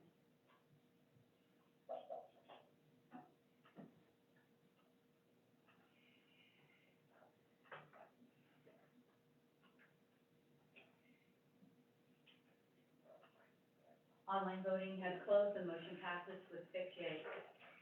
Thank you. The next thing on our ordinance is,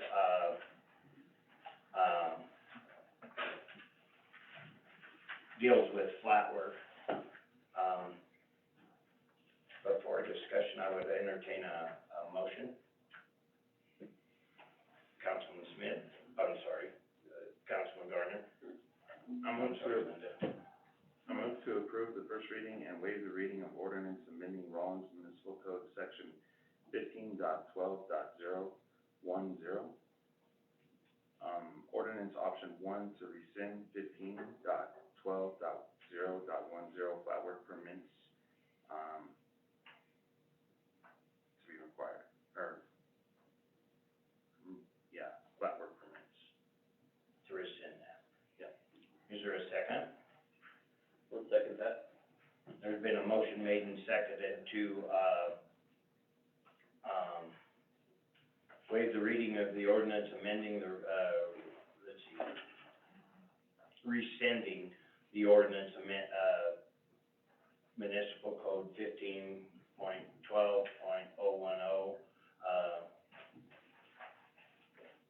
to rescind that, I guess. I hope I didn't screw that up too bad. Is there any discussion? Councilman Smith? I think it's obvious we have to choose between one or one over the other.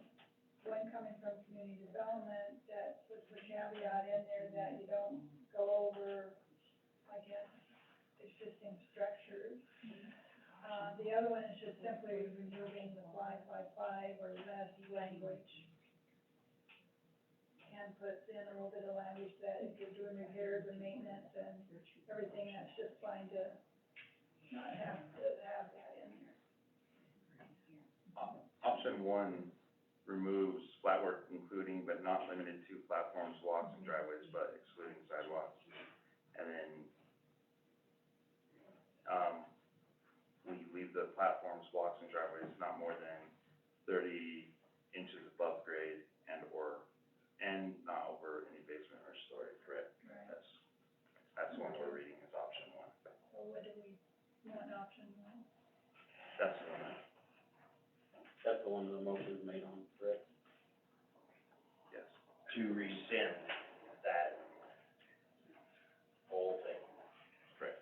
So essentially, you go back to the status quo before that was adopted, where you remove the language requiring it to be a permit. You would then add the language down below under exemptions, where that is now an exemption, but it would revert back, to that status quo before that. Further discussion? Okay, I'm really sorry, I'm lost now, I don't understand. Okay, I'll try to explain, and if I get lost, Amy, help me. What the proposal is, with the motion on the floor, is to rescind the, need for a permit for flat work. Across the board. Correct. Okay. The other option is to, allow, like, repairs and stuff up to, 5 foot by 5 foot. But permits would be required for anything above 5 by 5. Right, but the motion on the floor, is to rescind it. Yeah, rescind that. All of it. Okay. Well, I mean, I know where everybody stands, I will say again, that, I mean, there's a lot of reasons for this, and I would be okay with the 5 by 5, but I would ask council not to rescind the whole thing, because, once again, you just allowing people to do what they want, and I get that, it's a homeowner's choice, but what happens when they sell it? And my property is a perfect example, and I would invite you to come over and I'll show you exactly what I'm talking about. I'll show you where I could put in concrete and screw over the new homeowner, and they would have no options, they just have to deal with it. And I understand it's a homeowner's prerogative, but the problem is that everybody sells it and nobody sells anything. So I would just ask you not to rescind everything. I'm totally open to the 5 by 5, but I would ask you guys not to rescind the whole thing. that. Any further discussion? Hearing none, please open online voting.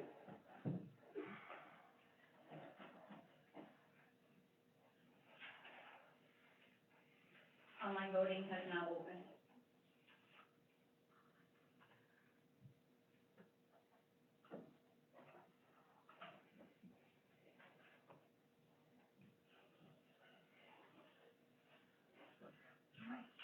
Online voting has closed. The motion failed, 3 yeas and 3 nays. The 3 yeas were Councilmember Weisenberg, Mayor Wycombe, and Councilmember Gardner. The 3 nays were Councilmember Durst, Councilmember Martinez, and Councilmember Smith. Okay, thank you. I would entertain another motion. Councilman Martinez? Mr. Mayor, I make a motion to approve of first reading, waive the reading of the ordinance amending Rawlins Municipal Code Section 15-12-010, permits requiring flat work, 5 by 5 or less.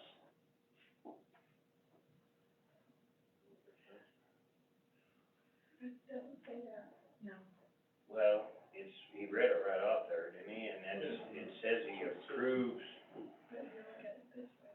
permits for five 5 by five or less. So you have to have a permit if it's less than that. It's written backwards. And I believe what's presented before you is option, the other option, remove the 5 by 5 and replaced it with repair, maintenance, and existing. So that would be an incorrect motion. Yeah, it isn't saying what he. Well, the way it was written, but what I'm asking is that, people doing work for jobs that are 5 by 5 is what I want. No permit for 5 by 5 or less. No permit for 5 by 5 or less. Okay,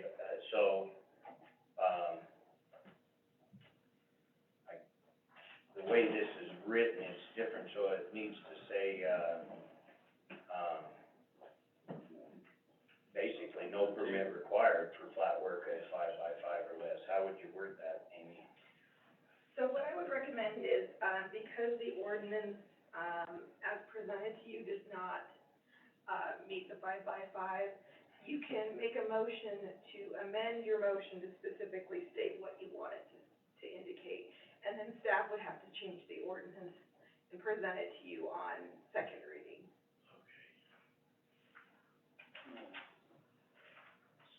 So, what you're asking that I amend the motion that I made so that it reads that residents can do flat work,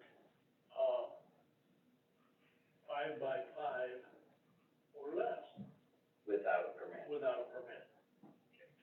Well, I would have a friendly question, would it be maintenance, repairs, and replacement of existing flat work at 5 by 5 or less?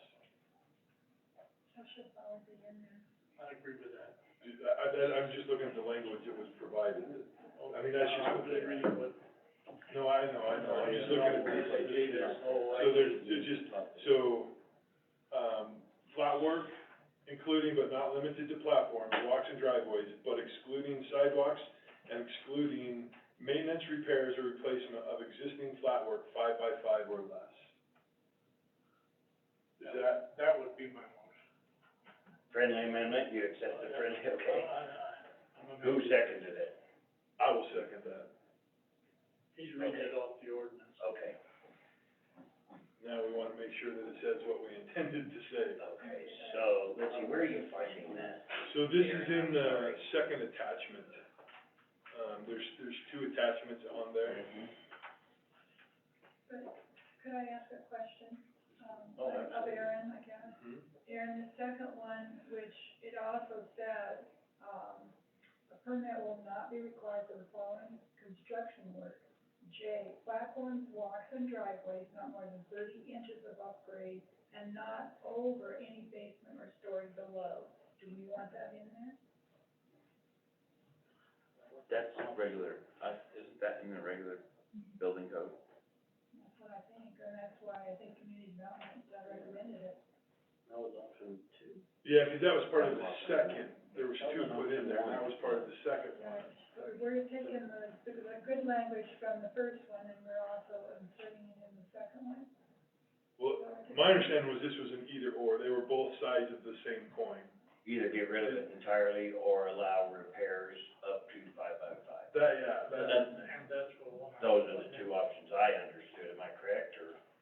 So I think the language of the code currently identifies that you do need to get a permit for those, flat works that are above grade. It exempts out sidewalks and platforms and those, so that would continue. The issue before you is whether or not you wanna modify it to remove flat work, that doesn't meet that, and how you wanna do it. Would that be in order to have to table this till we have the language? I would agree, I would We very have a much motion on the support. Well, there's a motion on the floor, But so can I do the table? can they withdraw their motion? Do you wanna withdraw your motion? Do you wanna I withdraw would your withdraw second? my second, I would love to. You wanna see- table it? Yes, I would move All to right. table to the next meeting, and then we have, the appropriate language come back to us. And the council wants to retain the 5x5 or less and keep the language as proposed regarding repair, maintenance, and existing. Is that correct? Councilman Weisenberg? A 5x5 or less is what the motion, I mean, that's what you're originally talking about. That does not allow any type of repair, honestly, on any concrete at that point in time. If you're gonna repair it as the fence ordinance, right, where you can repair it, not replace it, right? And not without, yeah, so that's what I thought it was, so you don't wanna put that barrier in there of only allowing a 5x5, otherwise if someone says they're going out there to repair something, they can only repair 5x5 without a permit. It's not like what you were talking about with the fence, if you go to repair your fence, you don't have to have a permit, you can just repair whatever you needed on your fence. With this, you only need, you have to have a permit anything over a 5x5, and you can't replace a section of a driveway 5x5. So you would have to have a permit to replace a section of your driveway or repair it, and that's what a repair If would it be. was over 5x5. If it was over 5x5. I'm just saying, doing I some understand concrete, what you're yeah, you couldn't do any amount of concrete hardly for 5x5. So if we take that out, then Aaron, then your premise or your, statement that they can just do anything, and then you're back to where you are feeling that would be a problem for future homeowners. That is that is a major concern of mine, yes. So if we take the 5x5 out, then that's the problem. Well, I'm not necessarily against the 5x5, I'm looking at the bigger things that, when you start installing great big driveways and stuff. But I mean, I would also say that I'm in support of tabling, bring the original ordinance and then talk about where we wanna go from the ordinance to the new idea, because I thought I understood the original ordinance, I clearly don't, and so now I feel like I'm a little bit lost. I'd rather just look at the wording and then decide. No, it's 10:57 at night, and I'm trying to. Yeah, I support the tabling, Feel yeah. like it's fit for Then getting you it during over. a workshop so you can iron that out? Yeah, 'cause I don't think we have a consensus here, so we'll just move it to a workshop sometime and then bring it back. Is that It's fair? really clear, I would prefer, I like that. So we don't hurry up and fix a mistake with a mistake. Councilman Garner? I just wanna make two comments. If you get I got a fence permit recently, within the last, month or two. I don't. Nobody's coming out and marking my yard. Nobody's coming out to find out where my sewer lines, water line, or anything is. Why are we so worried about the flat work, but we're not worried about the fencing? It's going right over, it could go right over the lines and it doesn't matter, but the flat work matters. My second thing is, I put in pavers going to my backyard, not realizing this was part of this, ordinance, so I'm telling myself. I put the pavers in, put them across, put down the, everything else, put a garden in. would need a permit to put down things that I just put on top of dirt, but it's, I just don't understand if we're so worried, why we're worried about it for just flat work and not everything else. Well, let's table it for tonight and then bring it at a workshop. And, we're not gonna come to a decision tonight. Right. No. So then we can, at that workshop, iron out those details. Is that fair? That's right. Everybody good with that? Okay. Thank you. Table, we have a motion to table. We have a motion, do we have a second? Second. There's been a motion made and seconded to table, this discussion about flat work. Any further discussion? I hate that question. Any further discussion? Please open online voting. Hold on one second, please.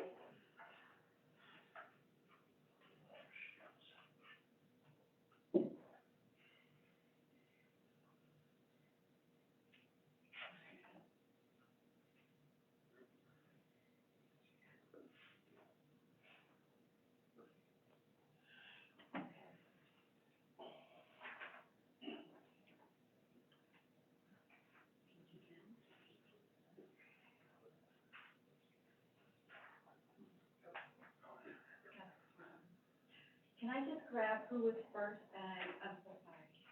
Linda, Councilman Smith, made the motion and I second. Thank you, I'm so sorry, I was changing the motion while you guys are up, so I apologize. Okay, so online voting is open, and the motion reads to table this motion.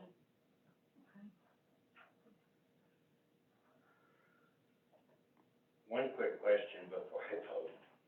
If we table it, we don't have to take it off the table?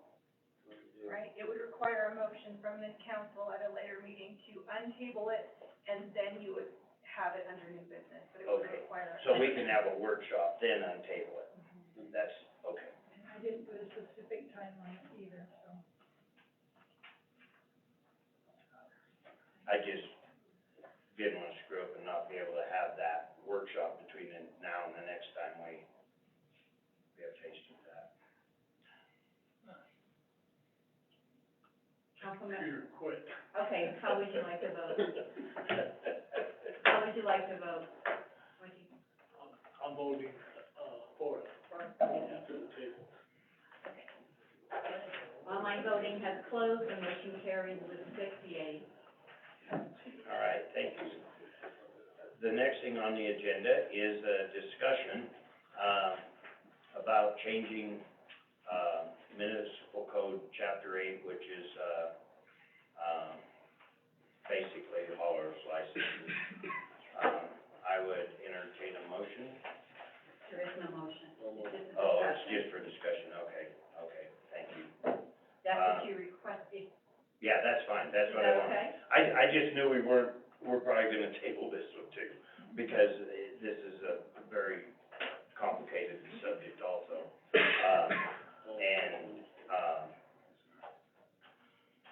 So therefore, we have this discussion, and we can always bring this motion. Who would like to talk about this? I would, but go ahead, Councilman Smith. you know, I guess I always have something to say about everything, but, I reread this, and I went from the very beginning and all the way through it. I'm so proud of myself. Of course, it's almost, but it's changing any words. I think what I finally came to understand, that there's a section that deals with commercial haulers, and then there's people that, are commercial, and they self-generate items that, through the course of their business, that they become haulers to the landfill. And this makes, all the way through, it made sense to me. It just, there's only one part that I thought I was worried about. A hauler is anybody that takes anything to the trash, but the reason that this would not keep our, not landscapers, but our kids who do lawns and, people who haul stuff for little ladies like me and stuff, would not have to get a permit, and they still would just, they'd be a hauler, but they would not be under the commercial hauler language. I went all the way through this, and it does make sense to me, and I think that there isn't any changes at this time. I would just like to ask, it was a little bit fuzzy to me, so who's gonna have to buy licenses? Everybody? Commercial, non-self-generators. Which basically comes back to that language, commercial hauler. Here's the problem I have with that is, I understand why we have to have them have the licenses and bonding for, municipal waste, because it is a hazardous, waste, or it can be. It can be a health, safety, and welfare type of situations. As far as the haulers are concerned, on the C and D, it's a different product. It's not as toxic, or it's not toxic as on the C and D plant. One of the reasons for when you require a license, you require the bond. The license costs $125, the city gets $125, but the hauler has to pay $3,000 for their bond. So, doing very little good for the city, and I don't see any extra protection by having them have a hauler's license. If they had one or didn't have one, Well, what's if the it's difference? if it's their main, if it's their job, if it's their business, hauling, that's one thing. But if they're just an average citizen, that's cleaning their yard and hauling stuff, they shouldn't have to get a permit. Yeah, but if let's say, But if you're you give me $5 and yeah, but let's my say, business, my income is hauling, then I should get a permit. so I'm retired and I go to work for you and I haul trash out there once a month for you, or You your shouldn't need a stuff. permit. Well, but I'm getting paid to haul. Once a month, you shouldn't need a permit. Yeah, but it doesn't say that. It doesn't say Well, we need frequency. to change It it to says, say that. it says you either do or don't. So then you say, well, if it's a certain percentage of the guy's living, well, what if you're the only guy I ever haul for and you pay me $5 a year? So I gotta take that $5, pay $125 to the city and go buy a $3,000 bond. Here's what I think. All I'm saying is, if it's your business, that's what you're doing, you're hauling C and D out to the landfill. And getting Every day. Well, not every day. I'm talking about every day, yeah, it's your business to So haul. if you miss one day a year, No, that's not the issue. do you get what I'm saying? Where do you draw this line at? So, let me tell you, every contractor in town gets paid to haul stuff to C and D. Yeah, but they don't get it out there for free, they have to pay for it. The boy that comes over and hauls my tree limbs in the summertime, I don't think he needs a permit, but I think a person that, if they're gonna put a dumpster out in front of my house and pick it up every day or once a week, that's his business. He's in that business of doing that. And here's the issue too with the $3,000 bond, is when and God forbid that any haulers that we have financial difficulties and they go, I'm gonna say belly up, we have a bond there for anything that hasn't been paid, over $100,000 the city lost, because we didn't have a bond on a commercial hauler. Yeah, but he didn't haul that 2 months, I don't wanna He get hauled him- that that was because the city didn't bill him for 2 years. I don't know what It happened. should have been 3 months worth, not 2 years There was a bond worth. there, they could have gone down, and the city would have been protected, and that's why we have the license, or the ordinances that we do. Councilman Weisenberg? So when you read this, it's pretty point blank clear to me. A commercial self-generator hauler would be that individual that goes to your house and loads it up because it's self-generating at that point in time. Just like a construction company, they were paid to do that job. They're not going over there with their own stuff and hauling it just hauling it off, right? That's where the self-generator hauler is and the hauler is. You know, you mentioned C&D waste, not hazardous. I mean, when you think about C&D waste, it can be hazardous. There's reasons why we have, wells there for monitoring, right? Because that could be a hazard, a material could be, a simple pesticide from a pallet that's buried in the C&D also. So, you know, I truly believe this is a needed situation. I appreciate the language, I understand the language and how it's written, and it's, to me, it's pretty point blank clear. Councilman Gardner? I'm gonna piggyback off what you just said. With the C&D and the hazardous waste, from an MSW, you would agree that the best person to haul that would be commercial, correct? I do.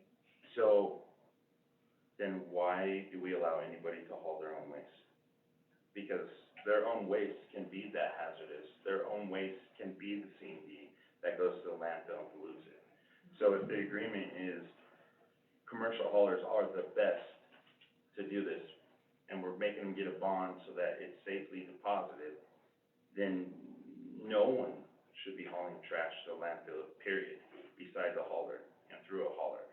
The other thing you said, the person comes and picks up the trash, they get hired to come take the waste, they self-generated. The commercial hauler comes, picks up the trash out of the can, and then hauls it to their truck. And it's no different than, he self-generated, he reached in the thing, picked up the garbage, that's his work that he's doing, and hauls it to the truck. But I think the big thing is, the commercial hauler is the best person for the job, for hauling any type of waste in the city. I don't have a problem with that, I agree with you. But what I'm saying is that we have people, I have 3 rentals, and I have some of these boys that have this pickup, that come over and haul limbs and things. Maybe if I call them up that I need it done, because I don't take them out there, he doesn't need a permit. I'm talking about the only one that needs a permit is the commercial. What I'm asking is, why doesn't he need a permit? He could be hauling hazardous waste at any time you ask him to come pick up stuff. That's a little bit different. It's not different, it's still hazardous waste. If they haul hazardous waste, they haul hazardous waste, and they need to get a permit. If a construction worker tears down a building, and it has potential to have asbestos in it, and they didn't catch it, and it gets put into their bin, they haul it, it goes into our landfill, it's hazardous waste. My question is, why is it different? So what you're saying is everybody should have a permit? Or no one? I can't go with that, because I wanna haul my own garbage once in a while. And I like to take my old broken down chairs and throw them out at the landfill once in a while. And I don't think I should have to pay anymore what I'm paying. But you put ads in Facebook saying, I will pay somebody to clean out a house and haul it to the dump. Yeah, I did. So that person needs a hauling license, because they did it for money. Because they were doing salvage, they weren't doing garbage. Under this wording, they would end up being a self-generator. Sorry. Yeah. Yes, sir. So I think part of the problem here is, I think, in the end, this is coming down to a legal technicality on wording, is what this is all about. And it says that if you go in and you demolish a house by yourself and then take the garbage out and throw it away, that person doesn't need a permit because they're self-generating the garbage. If you leave a container in my yard and I fill it up myself. Oh. See ya. Yeah, right, okay, well, that's it, thank you. But if you leave a container here and I fill it up and then you come and pick it up, now you're commercial hauling. And in the end, the language is the difference between the person who drops the container and the person who goes in and does it and hauls it themselves. Now, I guess I'm just trying to say, so we need to specifically address those parts of the ordinance, not, I feel like we're getting lost in who needs it and who doesn't. And really what it's coming down to is the definition of who does what. And that's where we're hooking up on, not whether, does that make sense? Yeah. It's about the definition of the people. So if we look at what these definitions are, that will decide who does and doesn't pay. If a hauler is somebody who's got a truckload of crap, then they need but we're splitting it based on how they get the garbage and what they're doing with it. But if you do, That's the technicality. so if you do one project a year for extra money, you have to go get a hauler's license? No, you wouldn't, because you're going in and you're cleaning it all out and throwing it in your own pickup and then hauling it away. No different than me generating my own garbage, throwing it in my car and driving it out for the MSW. That's the argument. But when somebody brings a container and leaves it on my property and I fill the container and then they come and dump and empty the container, that's now a commercial hauler and they're the ones who need the permit. Yeah, but let's say that you hire me to, I'm on my way to the dump and I stop at your place and you give me $10 to haul your stuff out there. And you carried it out into the back of my pickup. You're not a commercial Now hauler. I'm a commercial hauler. No. Technically. Why not? Yeah, according to Why the not? definition, yes. I would be. That's what I'm saying, so. So what I'm saying is we need to decide what we want based on these definitions. It doesn't matter whether construction people can do this or not. It's based on the definition of who they are. Oh, no, I totally get And that, I'm but sorry, that's where it's fuzzy to me. Commission? Wasn't, one of the ideas, to separate the MSW, so commercial haulers would be considered commercial haulers, for hauling MSW. And anybody who hauled C and D, I don't know any of them companies. I'm sorry, I was talking to them. so a commercial hauler would be anyone who hauled MSW. And then the other would be, C and D. And wouldn't that cover the bases isn't that where we're running into this issue? Commercial haulers, if they call the MSW, and then anybody else can haul C and D, and then we're out of the weeds on this. Was that not a recommended option at one point, when we were talking? I thought we were headed that direction myself. I'm not arguing a direction, I'm just saying. No, I'm just saying, I thought that was another option. And I was just saying that I don't want people who do things for extra income, but not as a commercial business.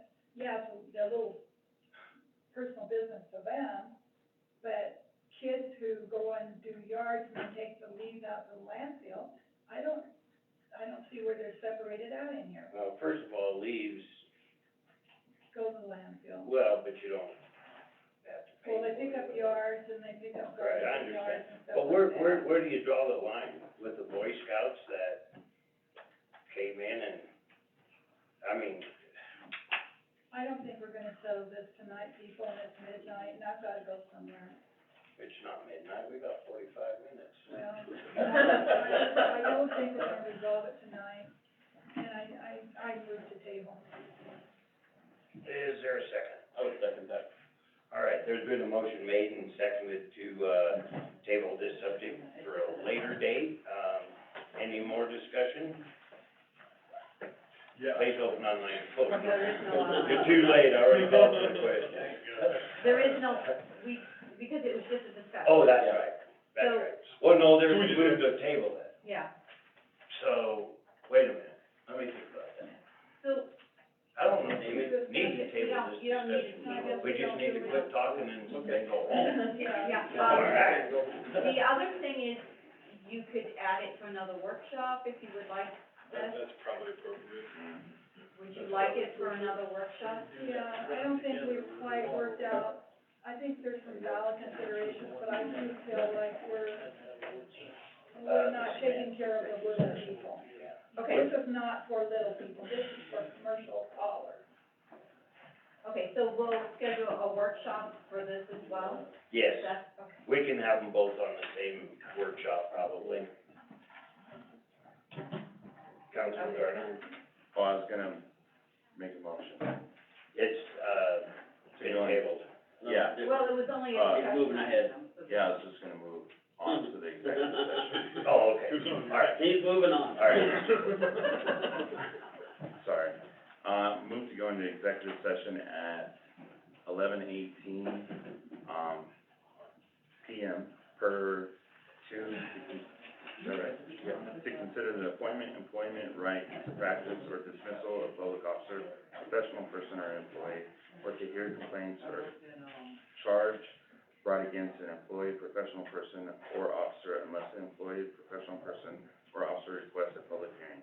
Governing body may exclude from any public or private hearing during the examination of a witness any or all other witnesses in the matter being investigated. Following the hearing or executive session, the governing body may deliberate, on its decision in executive session. There's been a motion made and seconded, and I'm not gonna read the motion, to go into executive session. Any further discussion? Open online voting, please.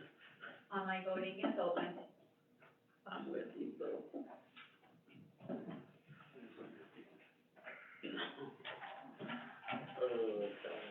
I wouldn't. Online voting has closed, the motion is passed. Well, I think that is,